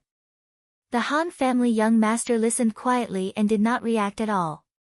Until everyone racked their brains and could not think of anything to criticize, they finally quietened down and began to stare at the Han family young master, waiting for him to explain. The Han family young master then nodded and said calmly, "How to split up? How many teams? Let's discuss it now." There was an uproar. Everyone had said so much, but in the eyes of the other party, they were not even worth a fart. For a moment, the crowd was enraged, and Black Index Finger already had the urge to rush up and beat him up. "Everyone, don't be impulsive, don't be impulsive." Sword of No Oath quickly came out to smooth things over. He was very afraid that there would be disunity within the group, and he was the direct victim. Everyone's emotions calmed down a little, and Sword of No Oath quickly said to the Han family young master, "Brother Han, please explain in detail." The Han family young master glanced at everyone and said calmly, "If we split up, won't they also have to split up? Their target is definitely Todd, but will they know which team Todd is in? We have to think about that," Black Index Finger sneered. "But how many teams do we split into, and how many teams do they split into? May I ask what's the point of splitting up? May I ask why you have to tell your opponents how many teams we split into?" The Han family young master asked. Black Index Finger was stunned for a while and said, "Can't they see for themselves? Find a place where we won't be seen, split into teams, and go our separate ways. Then, hide one team there, and when the enemy's attention is diverted, secretly bring Todd into the city." Luo suddenly said. The Han family young master had the same plan, so he nodded lightly. "Where can I find such a place?" The Black Index Finger continued to scoff. However, everyone's expressions had already changed. Everyone's gazes had also become more accurate. Everyone simultaneously looked towards the dried-up river valley.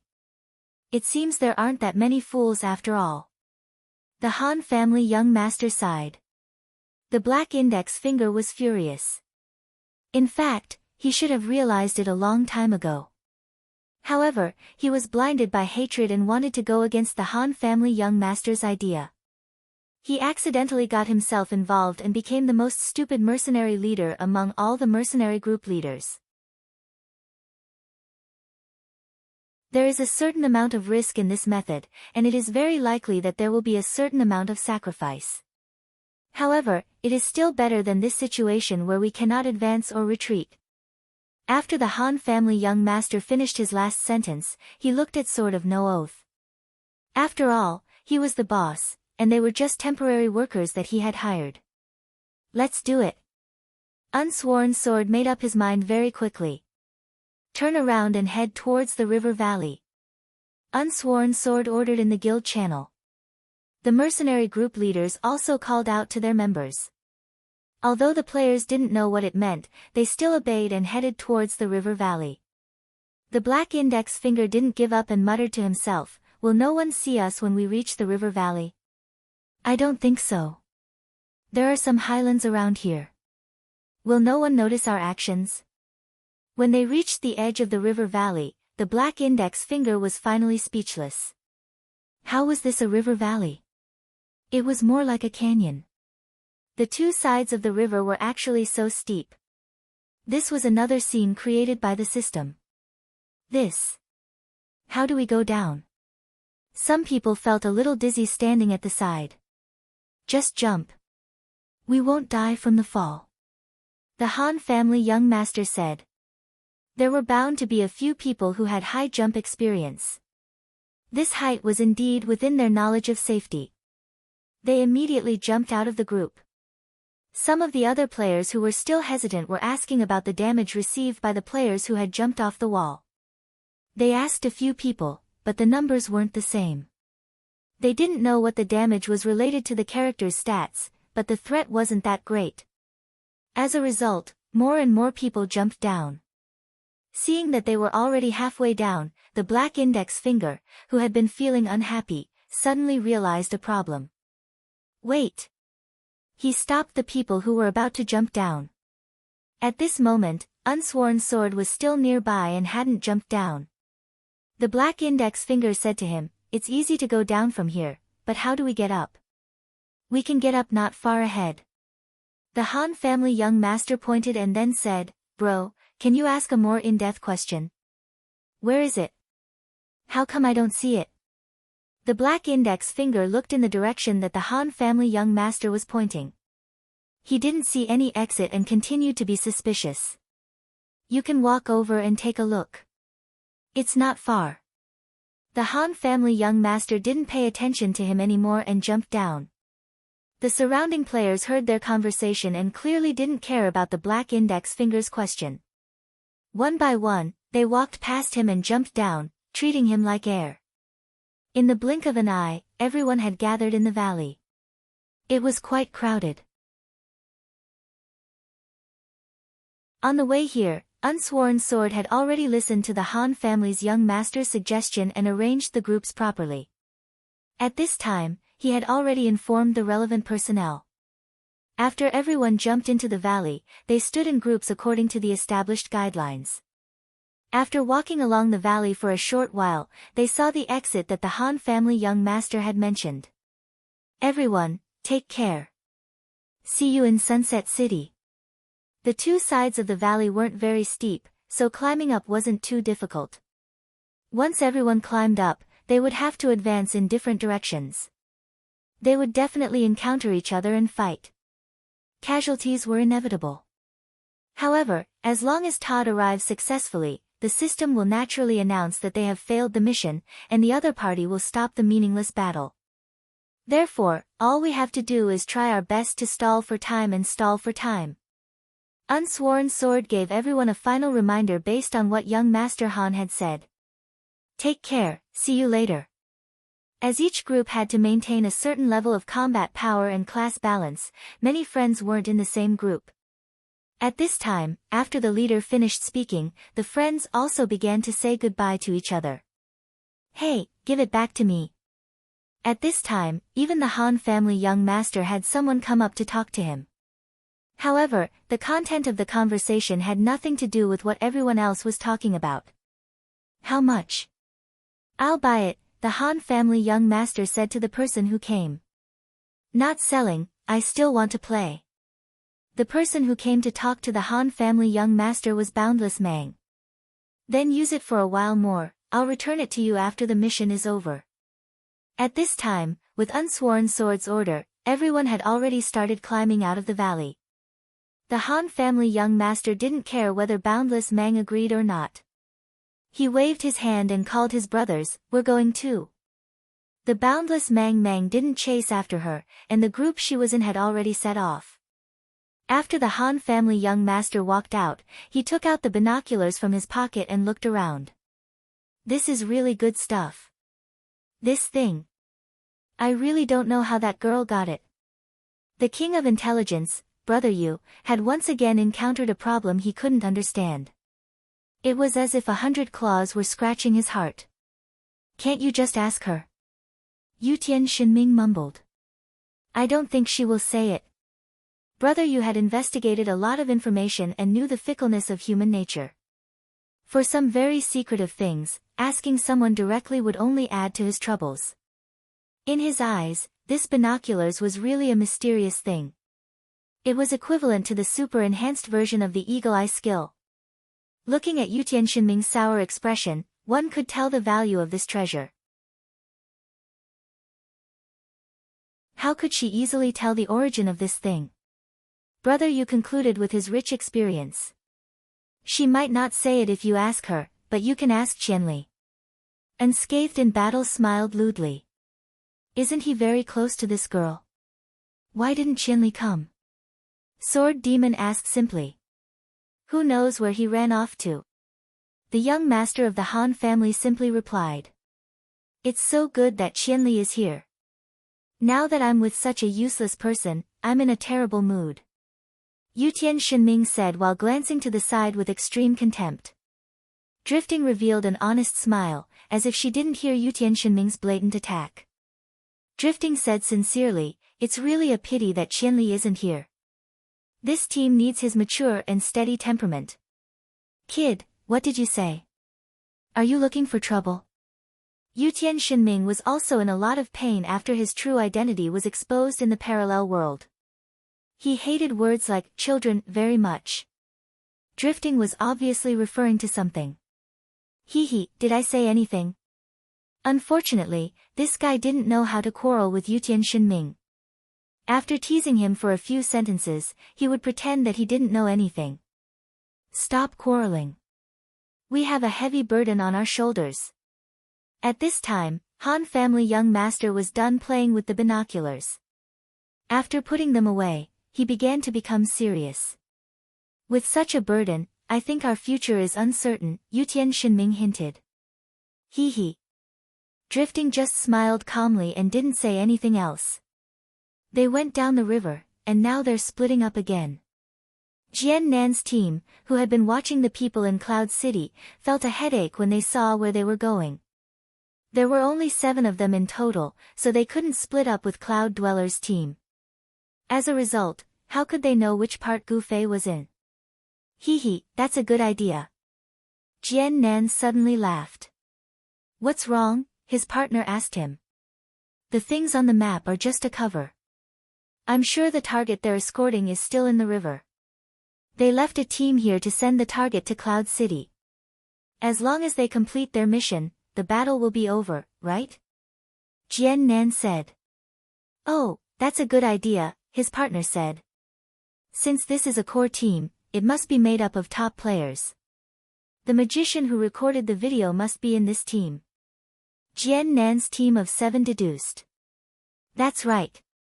So, let's go down the river too. Jian Nan waved his hand. The 7 of them jumped out from behind the rock and rushed into the river.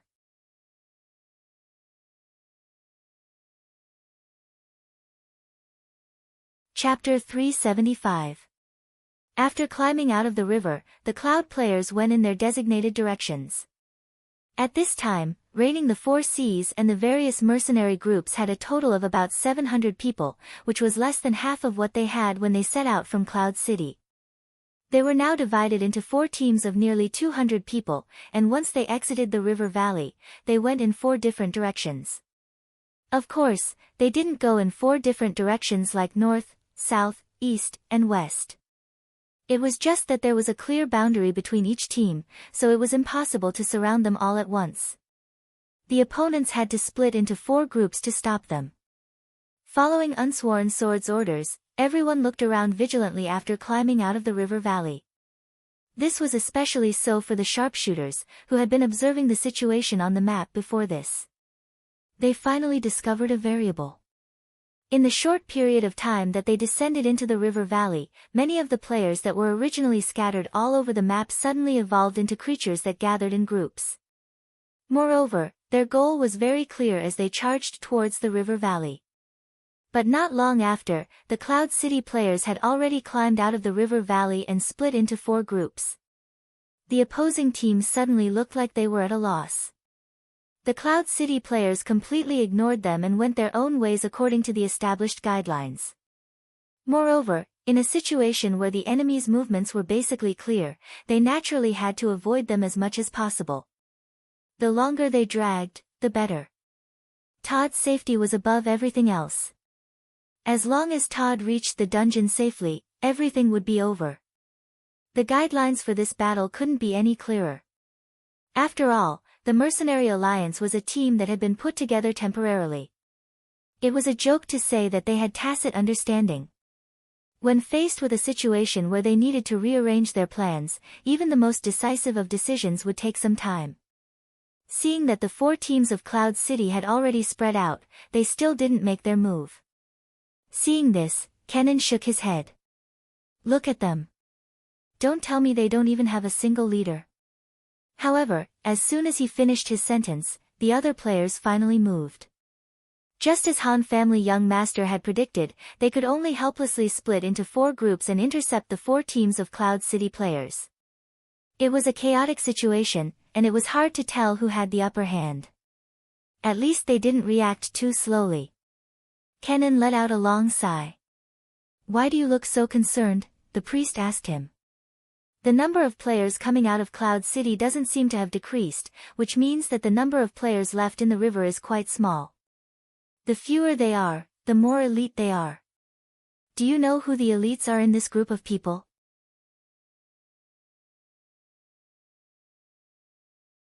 Jian Nan said. Who else could it be other than that video mage? Someone asked. Smoker, drunkard. Yutian Shinming. Unscathed in battle. Brother Yu. Jian Nan paused after each name, his expression solemn. His companions' jaws dropped when they heard these names. It can't be. One person shouted, these individual masters are all in Cloud City? That's right. Moreover, when I came to Water City, I met them. Jian Nan, you said. Oh, the group of people you said your friend brought you to meet? And, Brother Yu is my friend. Jian Nan, you said. These people's names are indeed famous in the online gaming world, but this is a brand new game mode. In the end, we still have to see the real deal. They are so arrogant, why don't they have the names of the 5 roaches of the parallel world? So, we might not necessarily be their match. The thief in Jian Nan Yu's group of 7 was actually a tall and sturdy man. At this moment, he spoke with a heroic expression. Jian Nan Yu smiled and said, it is indeed hard to say who is strong and who is weak. However, we only have one goal, and that is to avoid conflict with these experts. The lowest price for the greatest return, this is business. Then what do you plan to do? The thief asked. I hope that Sunset City also has experts who can see through their plans. After that, let Sunset City's people first clash with them, and we will keep an eye on them from afar. Even if they can take care of all the experts in Sunset City, they will definitely consume a lot of energy. We will take advantage of this time to make our move. Jian Nan Yu's words ended here. Sure enough, it is your usual style. The other 6 companions had obviously worked with Jian Nanyu for a long time. After hearing his plan, they could only sigh in admiration. Although the 7 of them had been chatting, their feet had not stopped. However, they did not jump into the river valley. Instead, they had been walking on the riverbank, looking at the situation on the map and paying attention to whether they had already approached the people in the river valley. On the map, both sides were divided into 4 teams and 8 groups of people. After playing hide and seek for a while, 2 teams were about to make contact.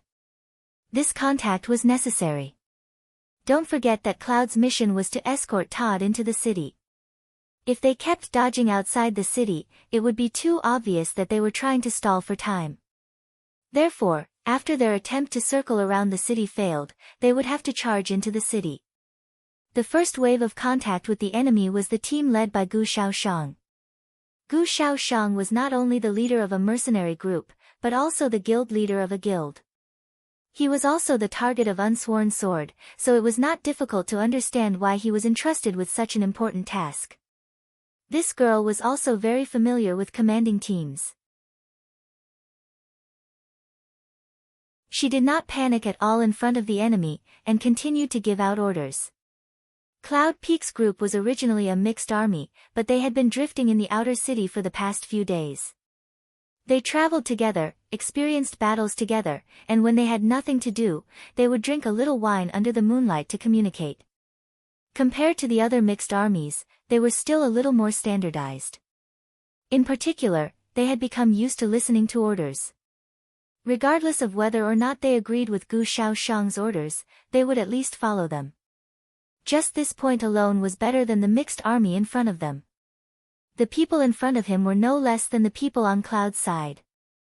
Their team was also orderly, but this reason could be seen at a glance. Why were they organized? Because they were not familiar with each other, everyone stood at a distance. Now that a group battle was about to break out, they did not even have a commander. They were completely free to act. The moment the 2 sides clashed, the difference in strength was obvious. The Sunset Sun players were completely defeated, and 2 rows of people fell. Only then did the other side feel that the other side was not a pushover. Therefore, someone volunteered to jump out and take command. It had to be said that players generally worked together with mercenary guilds.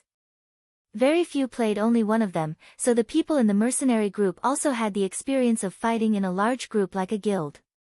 Now that there was a unified command, it was not as ugly as it was at the beginning. After all, to be able to form an alliance to do such a big mission, they were all high-end players in Sunset City. They were not necessarily worse than Cloud City. For a time, the 2 sides were evenly matched. On the other hand, Cloud City's side seemed to be charging fiercely, but deep down, they prioritized survival. Seeing that the other side had stabilized and stood firm, they immediately went on the defensive. The Sunset City players suddenly felt that they were still the best. Once they showed their might, the other side seemed to immediately have no strength to fight back. Their fighting spirit was high, and the sound of killing could be heard incessantly. There were also shouts like, "Hand over the gun and we will not kill you." Of course, the content was, "Hand over Todd and we will spare your lives." The purpose of Cloud City's side was to hide Todd's location, so they could not let the other side know that Todd was not in the formation. The best way was of course to make the other side uncertain, so after the other side shouted this, Gu Xiaoshang immediately replied, "Ask the sword in my hand if it agrees." After shouting, he waved his arm and flung the cloak on his back. The cloak that flew out covered one person on the spot, and Gu Xiaoshang took the opportunity to kill him with 2 slashes. Wah wah wah. This woman is so despicable. The opponent roared, and the battle between the 2 sides became white-hot. Different personalities of the leaders determined the temperament of the entire team in battle. This was very true. Gu Xiaoshang's team fought as soon as they met, just like the girl's character. On the other side, the team led by the Black Index Finger was indecisive after meeting the enemy. "Please, brothers. What can I do for you?" The Black Index Finger smiled and greeted the enemy who rushed over. As the saying goes, one does not slap a smiling face. Seeing the black index finger's action, the other party did not have the nerve to slash at it with his saber. He quickly stopped in his tracks and greeted it as if it was a normal two-way quest. "Excuse me, this is a two-way quest." "Oh, what is the mission about?" "To assassinate Todd." The other side was quite honest. "Todd is not in our team." The black index finger was even more honest than the other side. The other side heard the truth, but only smiled slightly. "Is that so? Can you let us see?" "Ha, he really isn't here." "Brother, you don't believe me." The black index finger laughed. What was fake was real, and what was real was fake. The black index finger in the art of war was quite ingenious. Making the other side deeply suspect that Todd was in their team was the mission that the Sword of Unsworn had given them. Then, they dilly-dallied and chatted with the other side for a while. This was the method that the black index finger used to stall for time. This guy was quite crafty after all. The other two teams naturally had their own ways to complete their own responsibilities and missions. Meanwhile, in the river, the Han family young master and his team finally met their opponents. The other side's murderous intent was obvious. When Brother Yu and the others saw that the Han family young master's plan was seen through, they were naturally shocked. However, there were not many opponents blocking their way, which was a pleasant surprise. "There are not many people. We can deal with them." Yutian Shinming did not bother to hide his words and completely ignored the other side. "That's for sure." The Han family young master actually continued Yutian Shinming's words. "It's rare for such an opportunity to appear. If it were me, I would definitely not tell my allies after seeing through the other side's strategy. We would also pretend that we don't know anything and secretly bring a few of our brothers to this river valley to make a fortune. How great would that be? Isn't that right, leader?"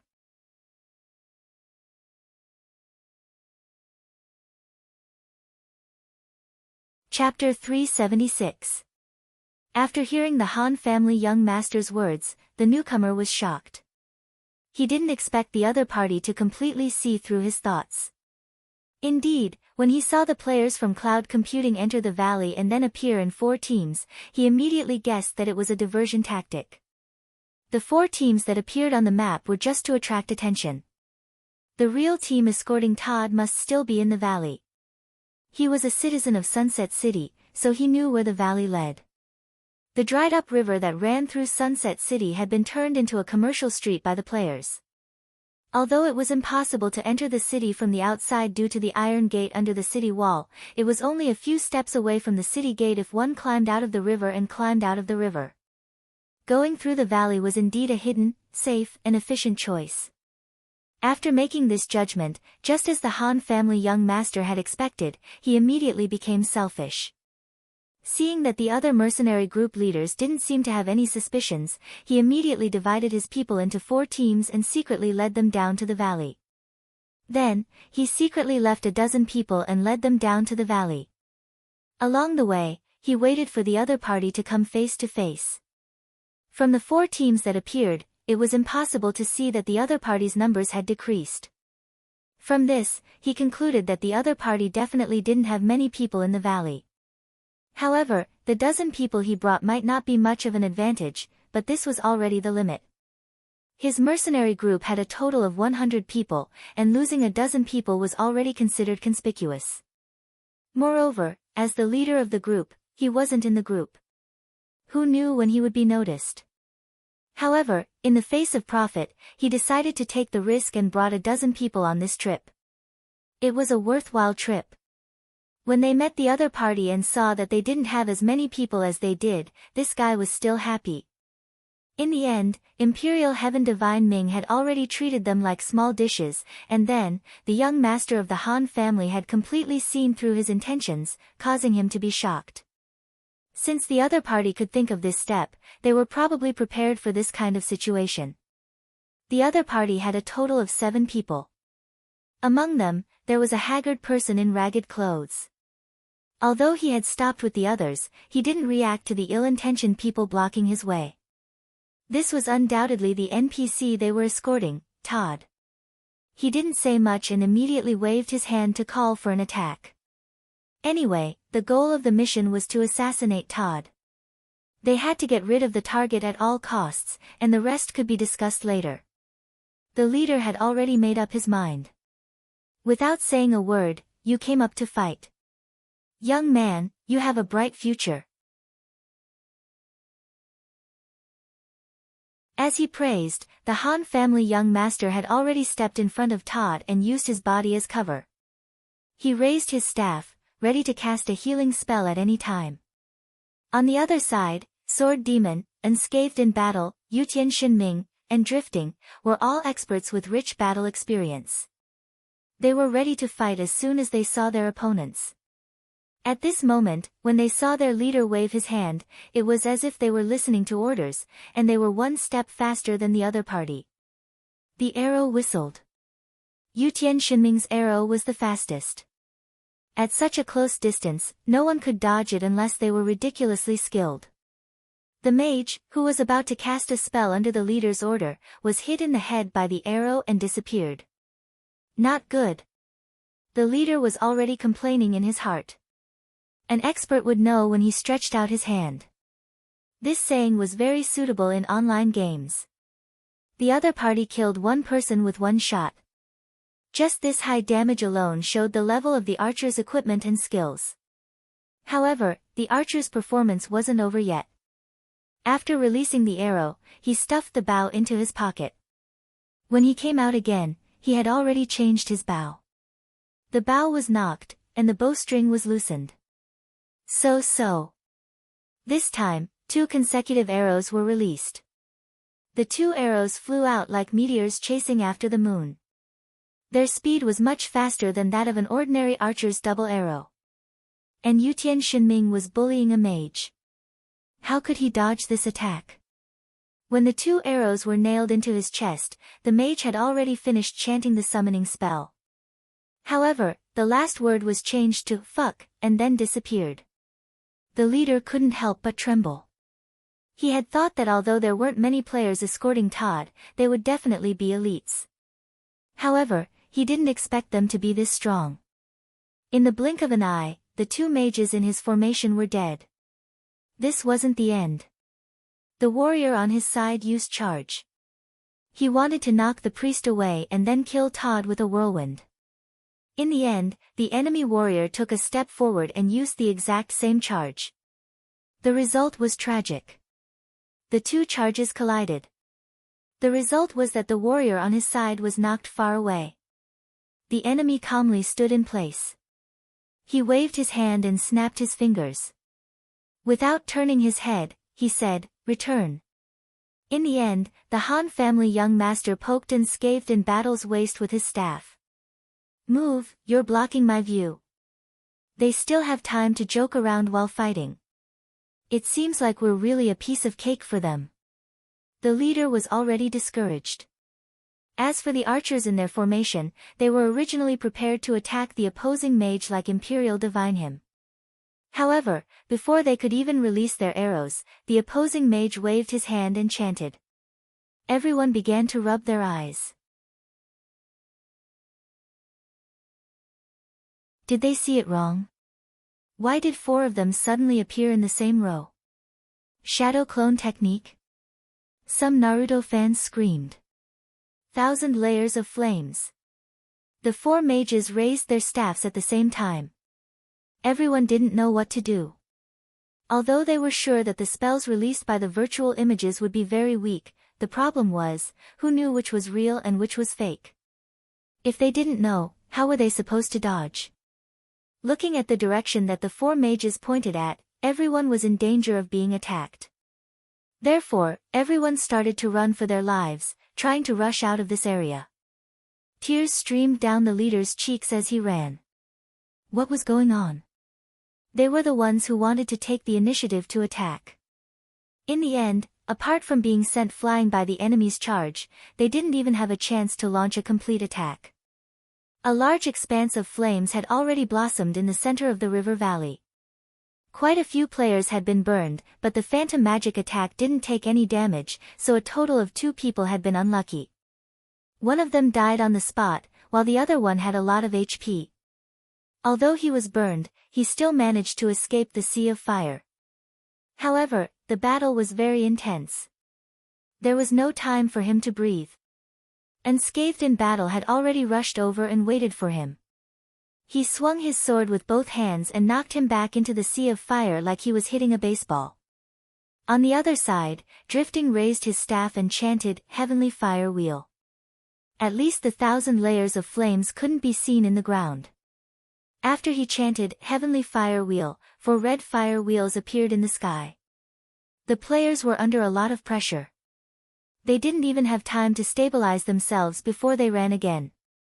That's the real one. The other party was indeed one of the top mercenary groups in Sunset City.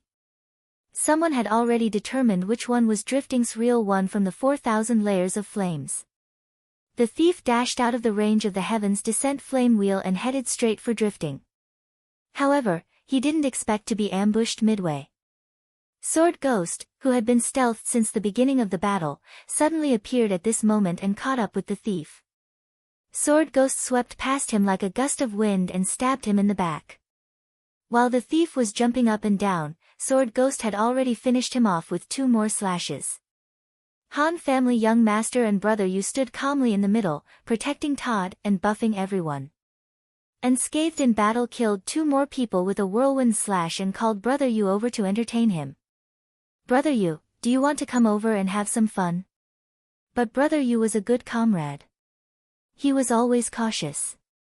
Although his side had an obvious advantage, he still stuck to his position and didn't have the slightest intention of dragging things out. They had the advantage in numbers, not to mention that after a round of annihilation, their advantage in numbers no longer existed. This small team made up of ordinary mercenary groups was really not enough in front of a group of super experts. After another wave of pursuit, everything vanished like smoke in thin air, leaving the leader standing alone in the middle of the river valley. After all, he was a leader and was a little stronger than his subordinates. Everyone else had been killed, but he stubbornly held on. Facing so many super experts, he didn't have the slightest bit of confidence. His hands were on his sword, but his feet were weak. He felt like he couldn't even take a step forward.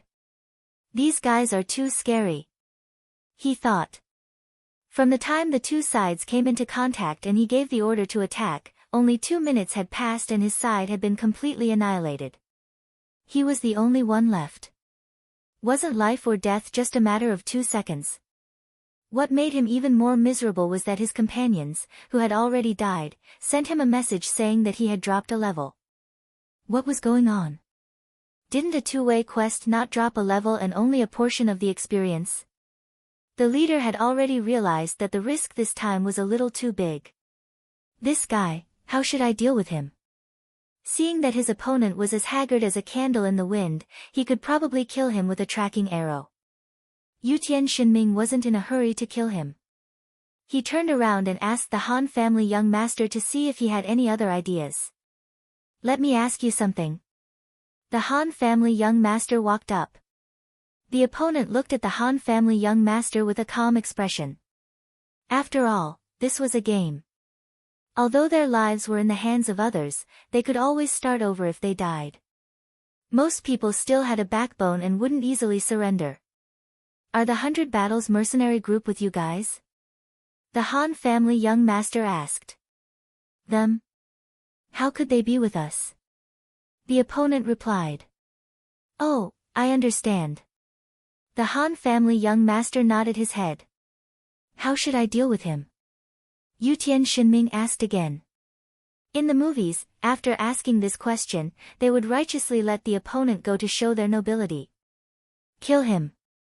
His brothers are still waiting at the revival point. Letting him go wouldn't be good." The Han family young master waved his hand.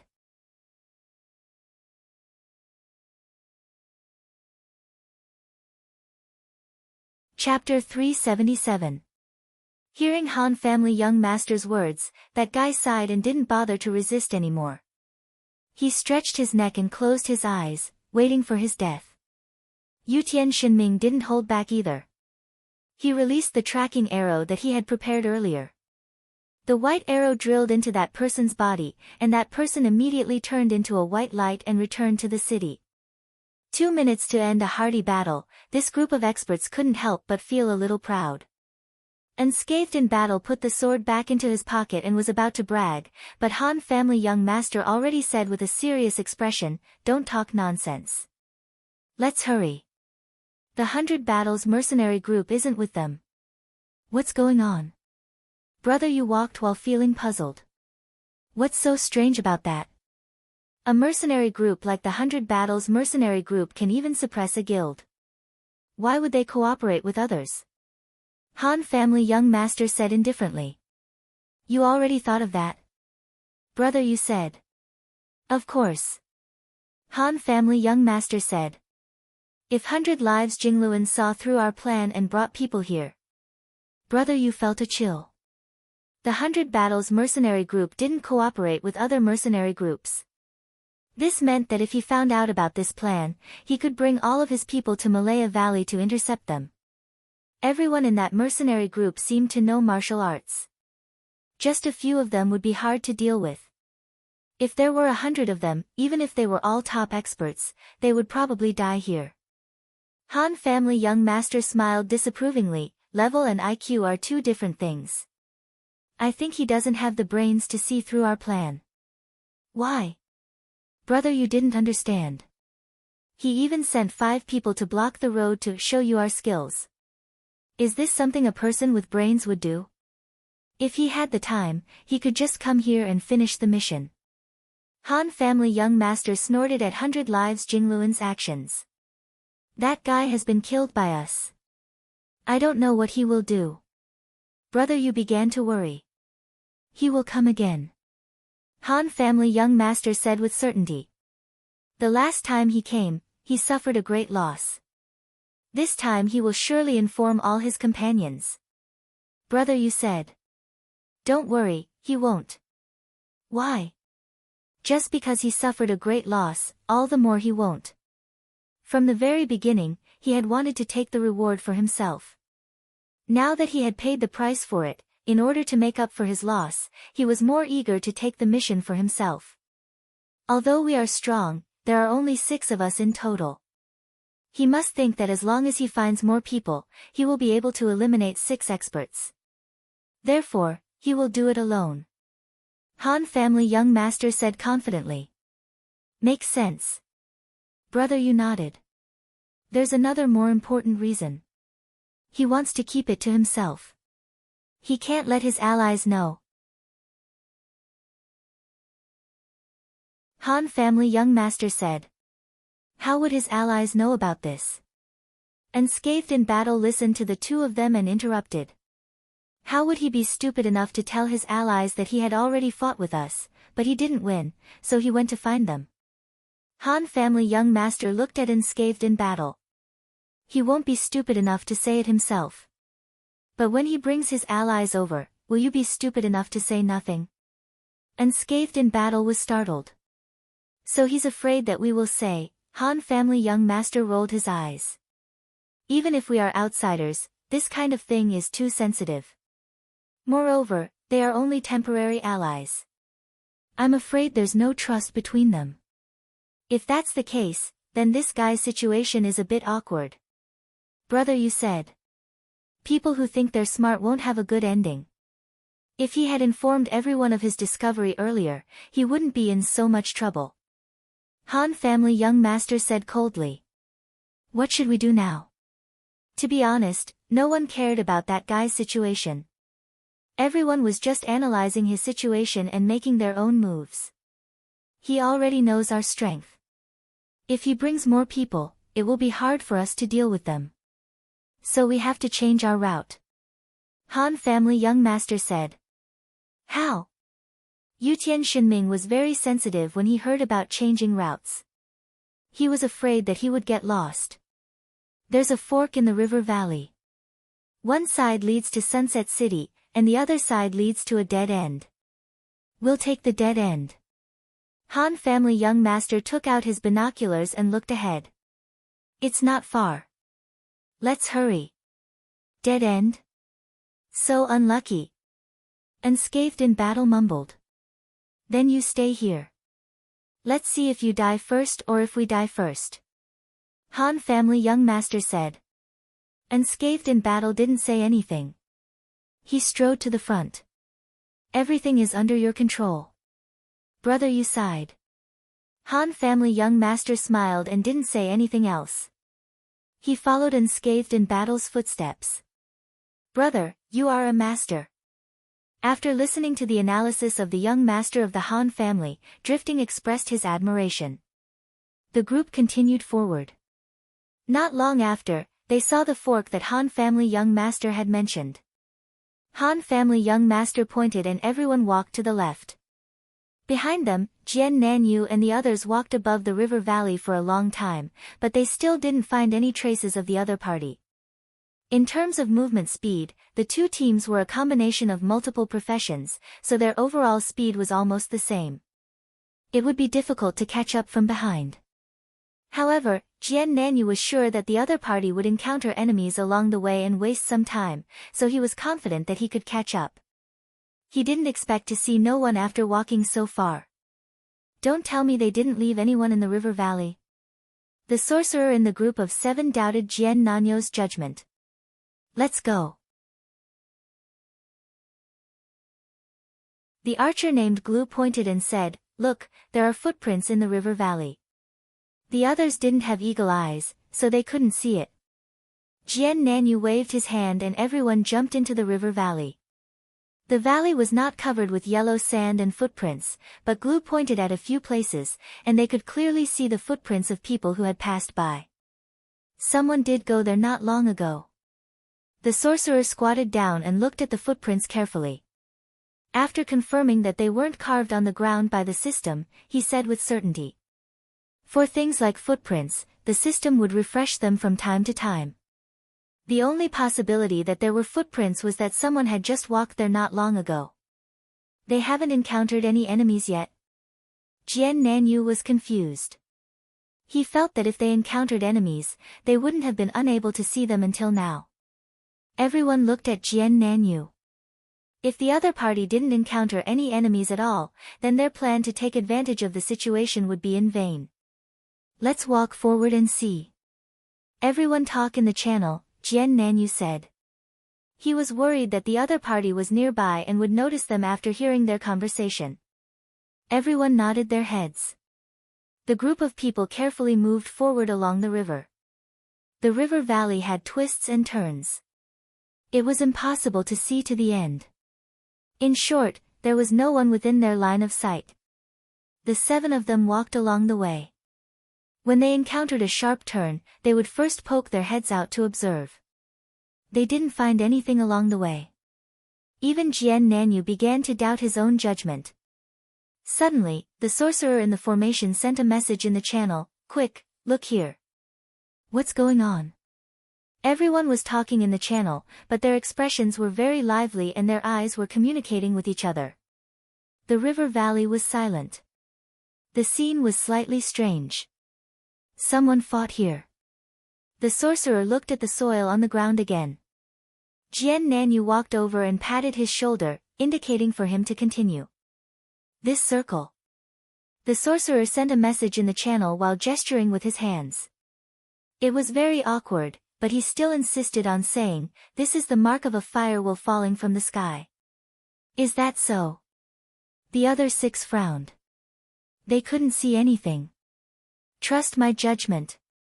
The sorcerer was extremely confident. This parallel world game is quite meticulous when it comes to details. Not only can I see that this is the mark of a firewall falling from the sky, but I can also see that the sorcerer's damage is very high. He really is a video sorcerer. Someone murmured. Yes, it seems like we're going the right way. Jian Nanyu rubbed the soil on the ground, but he still couldn't see how it was the mark of a firewall falling from the sky. Is there a burnt smell? Although he thought that, he managed to resist bringing it to his nose to smell it. He stood up and patted the sorcerer.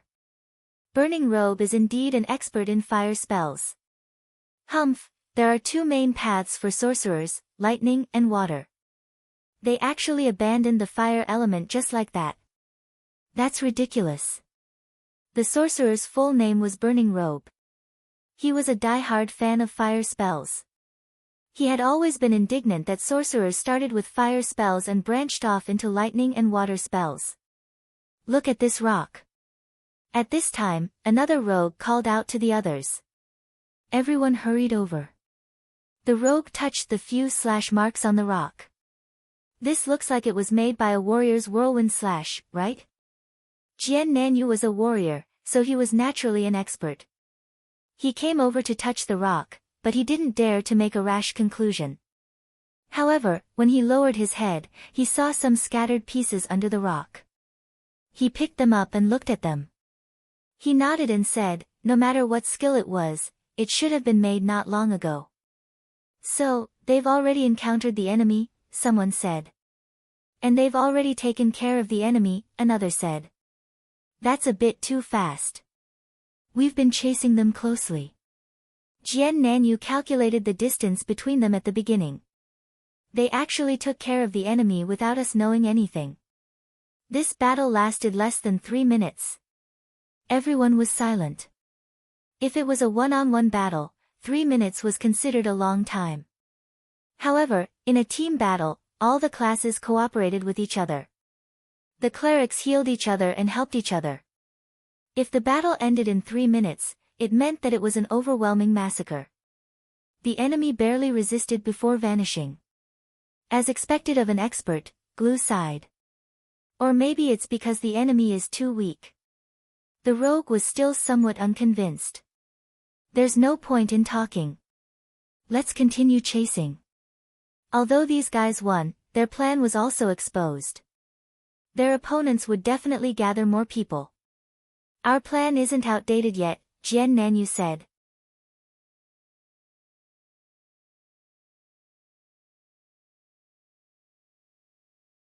Chapter 378. At this moment, the 10 or so mercenaries that had been annihilated in Setting Sun City had gathered together again. Their expressions were rather pained as they looked at their leader. We can't die for nothing. This person was indeed someone who would not give up until he reached the Yellow River. They are indeed very strong, but no matter how strong they are, there are only 6 of them. I will teach them a lesson. Let's call the guild members. Someone suggested after a moment of silence. Yes. The leader nodded. How are they fighting up there? They are still in a stalemate. It seems like they haven't discovered anything yet, someone replied. Of course it is. Those guys are definitely stalling for time. Let them fool around. Hurry up and call people we can trust. The leader said. As a result, the brothers busied themselves, calling over their close friends in the guild. Most players in the game valued loyalty. Once they heard that their friends were in trouble, many would not hesitate to throw their lives away and spill their blood. It was very common for them to come and help without even asking what was going on. At this moment, he waved his arm and called for help. Immediately, many brothers came over. There were about 50 of them. What is it? Aren't you doing a mercenary quest? One of the players asked. Yes, it's a quest. The other side is a bit strong, so we had no choice but to ask for everyone's help. What are you saying? Let's go. A group of people quickly assembled and set off valiantly. The leader, who had just suffered a painful lesson, was very confident this time. No matter how strong the other side was, could they fight 1 against 10? He did not believe it. After exiting the city, the group of people swiftly descended to the river valley and moved forward quickly, preparing to give young Master Han a head-on blow. On the other side of the river valley, Jian Nanyu's group of 7 was also moving forward quickly. They didn't want to miss the opportunity to take advantage of the situation. After chasing like this for a while, the 7 of them suddenly saw a fork in the river valley. The 7 of them were immediately stunned, not knowing which direction to go. Why would there be a fork here? Glue muttered to himself. This could be considered a dereliction of duty on his part. Sharpshooters with Hawkeye were usually in charge of scouting in their respective teams. Now that they were in pursuit, he actually failed to notice that there was a fork in the river valley. It's not your fault. Jian Nan comforted him. This place should be beyond the range of your eagle eye. Where do these two sides lead to? Which side are they on? Everyone, check if there are any footprints on the ground. Jian Nan called out. Everyone immediately split into two groups to search for traces. Not long after, the tall thief on the left side found something. He hurriedly called out to everyone in the team chat. Everyone ran over to take a look, and sure enough, they saw a row of clear footprints. Did you find anything over there? Jian Nanyu was still a little worried. He asked the three people who were searching the right fork. No, the three replied. The right path leads to Sunset City, but they took the left path. Jian Nan frowned. How do you know? Have you been here before? His companions were astonished. But as far as they knew, Jian Nanyu had never set foot in Sunset City. No, I just asked a friend in Sunset City, Jian Nan replied.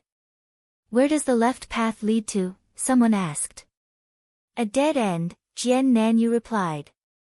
Could it be that they didn't know which way to go, so they went the wrong way? Someone guessed.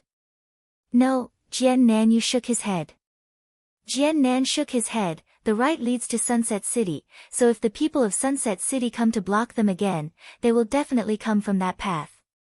In order to avoid this blockade, they deliberately went to the left. But this way, they will be further and further away from the city, someone said. Isn't it too risky? No, the terrain here is like this. Jian Nanyu squatted down and drew an upside-down A on the ground. He looked up at everyone. Do you understand? There is another path in front that connects to the left and right. They will first go left, calculate the time, and wait for the enemy to kill them on the right. Then, they will go back to the enemy on the right and swagger into the city. The magician Flaming Jacket had already understood. Jian Nan nodded. The other party is quite familiar with the terrain here. Then what should we do? Go right, Jian Nan said. Go right? Someone was puzzled. Then, we will bump into the people of Sunset City. We can naturally tell them that we didn't see anyone on the right. Jian Nan smiled. Then, of course, they will also think of this fork, so they will chase to the left. Then, we will follow behind and continue to wait for the ready-made benefits. We can even cooperate with them. Just say that we have a grudge against the video magician and ask them to leave that guy to us. Ha ha ha. The few of them spoke one after another and helped Jian Nanyu complete the plan. Then, they confidently stepped onto the right path. Everything was as Jian Nanyu expected. The seven of them moved forward, and along the way, they also saw the river that crossed the left and right paths. After a few steps forward, they saw a group of people in the distance aggressively charging towards them. Hee, it seems that we suffered a great loss just now. There are quite a lot of people this time. Jian Nanyu sighed. They have such an imposing manner. If they destroy those guys in an instant, our efforts will be in vain. Huolini said. Well, it seems that we have to talk to them. Everyone, stand on the same side, and let them leave the video magician to us. The seven of them discussed as they continued to walk forward as if nothing had happened. The other party's footsteps were very hurried. Seeing that they were getting closer and closer, Jian Nanyu was thinking about how to speak to the other party. Suddenly, several whistling sounds rang out, and several sharp arrows had already shot towards him. Jian Nanyu was shocked and quickly placed his shield in front of him to block. After a few clanging sounds, Huolini, who was beside Jian Nanyu, turned pale. The target of the arrow was actually him. Fortunately, Jian Nanyu was beside him. He was experienced and reacted quickly. he raised his shield to cover the two of them. Otherwise, if the two sniper arrows had nailed him, the consequences would have been very serious. Huolini's life was saved, but on the other side, someone let out a cry and disappeared. They were still quite a distance away, and their class was unclear. The other party had probably chosen two people at random and focused their attacks on them. Huolini was saved by Jian Nanyu, but the other person took the brunt of the arrows. Although there was a priest on the side, he was completely unprepared for this. By the time he waved his staff to save him, it was already too late. The paladin of the seven was the first to die. Heal! Jian Nanyu shouted. Although the shield could greatly increase his defense, it wasn't a complete defense. Being able to stand after taking 5 sniper attacks was a testament to Jian Nanyu's strength. Even so, he had lost a lot of health. He hurriedly asked for support from the priests. The 7 of them didn't have a fighter, but they had 2 priests. When the 2 of them healed together, their lives were saved very quickly. At the same time, the thief in their formation quickly went into stealth. The remaining 4 stood in a line behind Jian Nanyu. Jian Nanyu held his shield at the front, while the priests continued to heal him. As expected, the other party's second wave of attacks had arrived. However, this time, it wasn't the most powerful sniper attack. Jian Nanyu used his shield to protect himself, while the priests behind him healed him. They managed to survive this wave of attacks. What's going on? The few of them were somewhat alarmed. The other party had inexplicably launched an attack on them. This was too unexpected. Retreat, retreat! Jian Nanyu shouted to the guy behind him. The cooldown of sniper attacks was 45 seconds. After the cooldown was over, Jian Nanyu didn't know if he could survive another round of attacks. The 6 of them tacitly formed a line and retreated. However, no matter how anxious they were, how could they move fast in this situation? The other party's archers strode forward like a shooting star. Each of them was like a fast gunner, charging forward while firing ferociously. Jian Nanyu's shield clanked continuously. However, this cover was only temporary. The other party's archers moved slightly to the left and right. How could Jian Nanyu completely cover the 4 people behind him? The last of the 4 was the archer, Glue. He was the first to expose himself to the enemy's guns. Of course, he wouldn't just sit there and wait for death. He gritted his teeth and ran in an S-shaped path. I'll kill you all! Glue roared. While dodging the incoming arrows, he also fired back with his bow. He immediately fired a sniper attack, causing one of the enemy archers to stagger. It was obvious that Glue's attack was not weak either. He then fired 2 consecutive shots. However, the other party also had a large number of priests. They immediately went forward to rescue the archers when they saw someone on their side was injured. Glue's attacks were already very consistent, but he still failed to kill the person. The other party's archers had already turned their arrows and fired homing arrows at Glue's group. Damn it! Glue cursed and continued to fight back tenaciously. More than 10 white arrows accurately nailed him and turned into a bigger white light wrapping around him. It looked extremely tragic. The archers changed their direction and prepared to continue shooting at Jian Nanyu. Meanwhile, the mages in their formation had already entered their firing range and were preparing to cast area of effect spells. Suddenly, a red light flashed on the ground. A pillar of fire shot up into the sky as if it was ejected from a crack in the ground, cutting the entire valley in half. Jian Nanyu and the others recognized it as Huolini's fire spell, Fire Beacon City. However, the other party had never seen this spell before, so they didn't dare to move forward. Run! Huolini took the opportunity to yell at the others. It took him a long time to cast the spell. Luckily, Glue's sacrifice had bought him some time, and he was able to cast the spell steadily. They turned around and ran, but the other party's archers and mages didn't stay idle either. They fired at them through the flames.